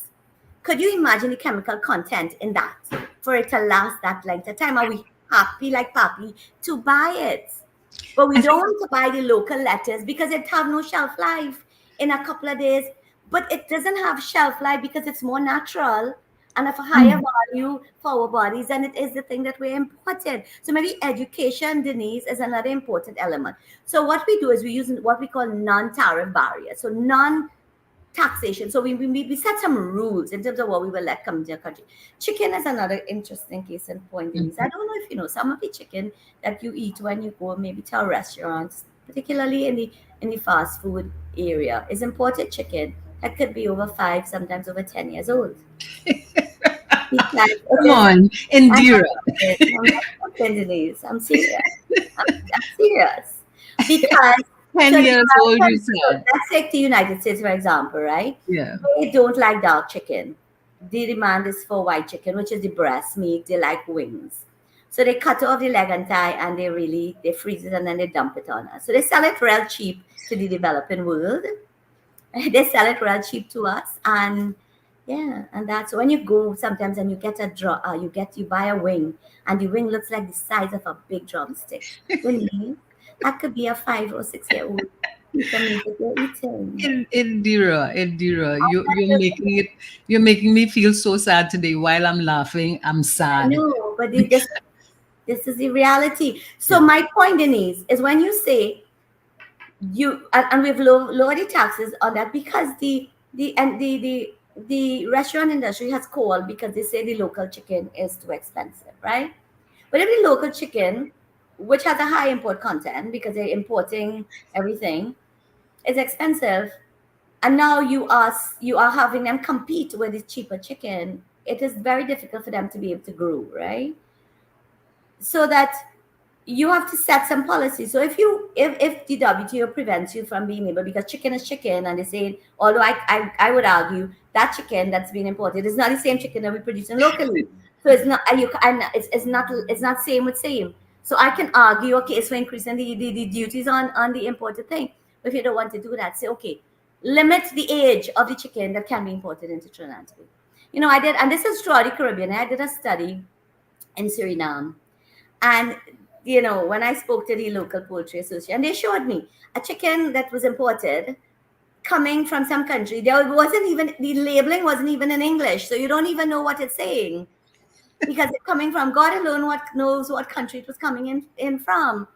But we're a developing country, and if you develop world thing, they could slap anything onto us, and they can if we allow them. Yes. If we have developing country mentality and we don't want to look after ourselves, Dennise, then we're in trouble. We haven't even talked about the issue of GMO. Now the jury is out on whether GMO and the kind of impact that it is having on our bodies. But give me a damn choice. Sorry, I shouldn't use that word on your. Give me a choice. I need to know if the food I'm consuming is natural or if it's GMO. You know, most of the seeds that are imported that we are using to plant is GMO seeds. Yes. Could you explain GMO? Oh, yeah. GMO is genetically modified. It means that these seeds are being created in a lab. So it's a, long time. So in the simplest of language, long time, right? When our grandfathers and grandmothers plant corn, they would let a certain amount dry on the field, and then they would keep the seeds, and those are called legacy seeds. And then next year, they would have their seeds, whether it's okra or corn or whatever. Then they'd have the seeds to plant the next year and the next year. We used to have a seed bank in Chagaramas, which I think was shut down. And that is the most pristine and the best place that we should have this seed bank, because you want to make sure that your seeds don't get contaminated, because they can easily get contaminated by things in the environment. We basically destroyed that in order to support the importation of genetically modified seeds in this country. That's what we have done in order to support, again, buying from the rest of the world and distributing, supporting basically, and it's almost a monopoly situation in that regard, Dennise. We have allowed that to diminish. So I really like corn, right? Love corn, but I grew up as a young girl and love our corn. I hate Canadian sweet corn. I don't like it. It's too sweet. So every time I see corn on the side of the road, I would stop and buy it. And I would buy it and I will boil it, and it has no taste. And if I happen to keep it one day, it's dimpled and it's looking like if it's not good anymore. And I can't understand why. Until one day, the gentleman I was buying the corn from, because I asked him, I said, listen, I'm tired of looking, because I want this corn I used to have when I was a child. When I could buy it and you roast it and you could take your finger and you could feg off the grains, and it is so sweet. He says, ma'am, I have to tell you, all the corns you're getting in the country right now is GMO. It's modified. That's what we plant in. Yeah. We no longer, he said, for you to get that, you have to go somewhere deep in the country and find some farmer who has been maintaining those seeds. Yes. So, why GMOs are concerned, because, like I said, we don't know what the health impact is on our bodies. The incidence of cancer, Dennise, it has so proliferated in Trinidad and Tobago. We have one of the highest rate of cancers in the whole world. It's especially breast cancer. It's very, very high. Yes. And could there be a link between that and the foods that we're eating? I really strongly believe so. I'm not in the science of determining that, and I think that is an area we need to focus on. The Minister of Finance was lamenting how much money he has to spend on healthcare. Well, if we step back a little bit and start to examine what are the things that are getting us sick, and we start to do the things that are necessary in order to have a healthier society, and if our leaders lead the way, the Minister of Health should be running a 5K with us every weekend. Not necessarily a 5K, just a walk around the savannah. Just a walk around the savannah, yes. Just a walk around the savannah. Come and join you. As we as we come to an end of this conversation, there's we're at three. the end already, Dennise? Oh, Yes, we just have an hour, but thank you ever so much for giving me an hour of your time. There are three areas that we have discussed. We've discussed Forex, we've discussed agriculture, and we've discussed crime. If you could create a miracle and find one thing in the budget today, what would that be? Well, I'm an eternal optimist, but I'm also a realist. I've become very realistic and very practical. So I have no expectation there'll be any magic bullet, any budget. I expect sorry, Dennise, I have to answer how I can best answer. My expectation is going to be an election budget, because traditionally any government is in office just before election, they use it as a tool in order to finance what it needs to convince those who are its core supporters that things are great. So we will see a lot happening in construction, etc., because that's the fastest way to put much of money in people's hands, for them to believe, and the government you need to vote for, so that, the next 5 years would happen. There's no quick fix to these problems, Dennise. I want to be realistic. So I can't tell you what I can't tell you. No quick fix.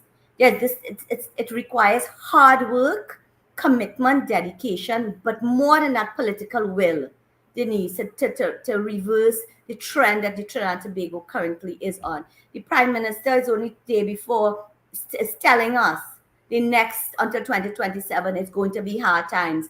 But he can't tell us only to 2027, because he's hoping that the dragon will come to pass.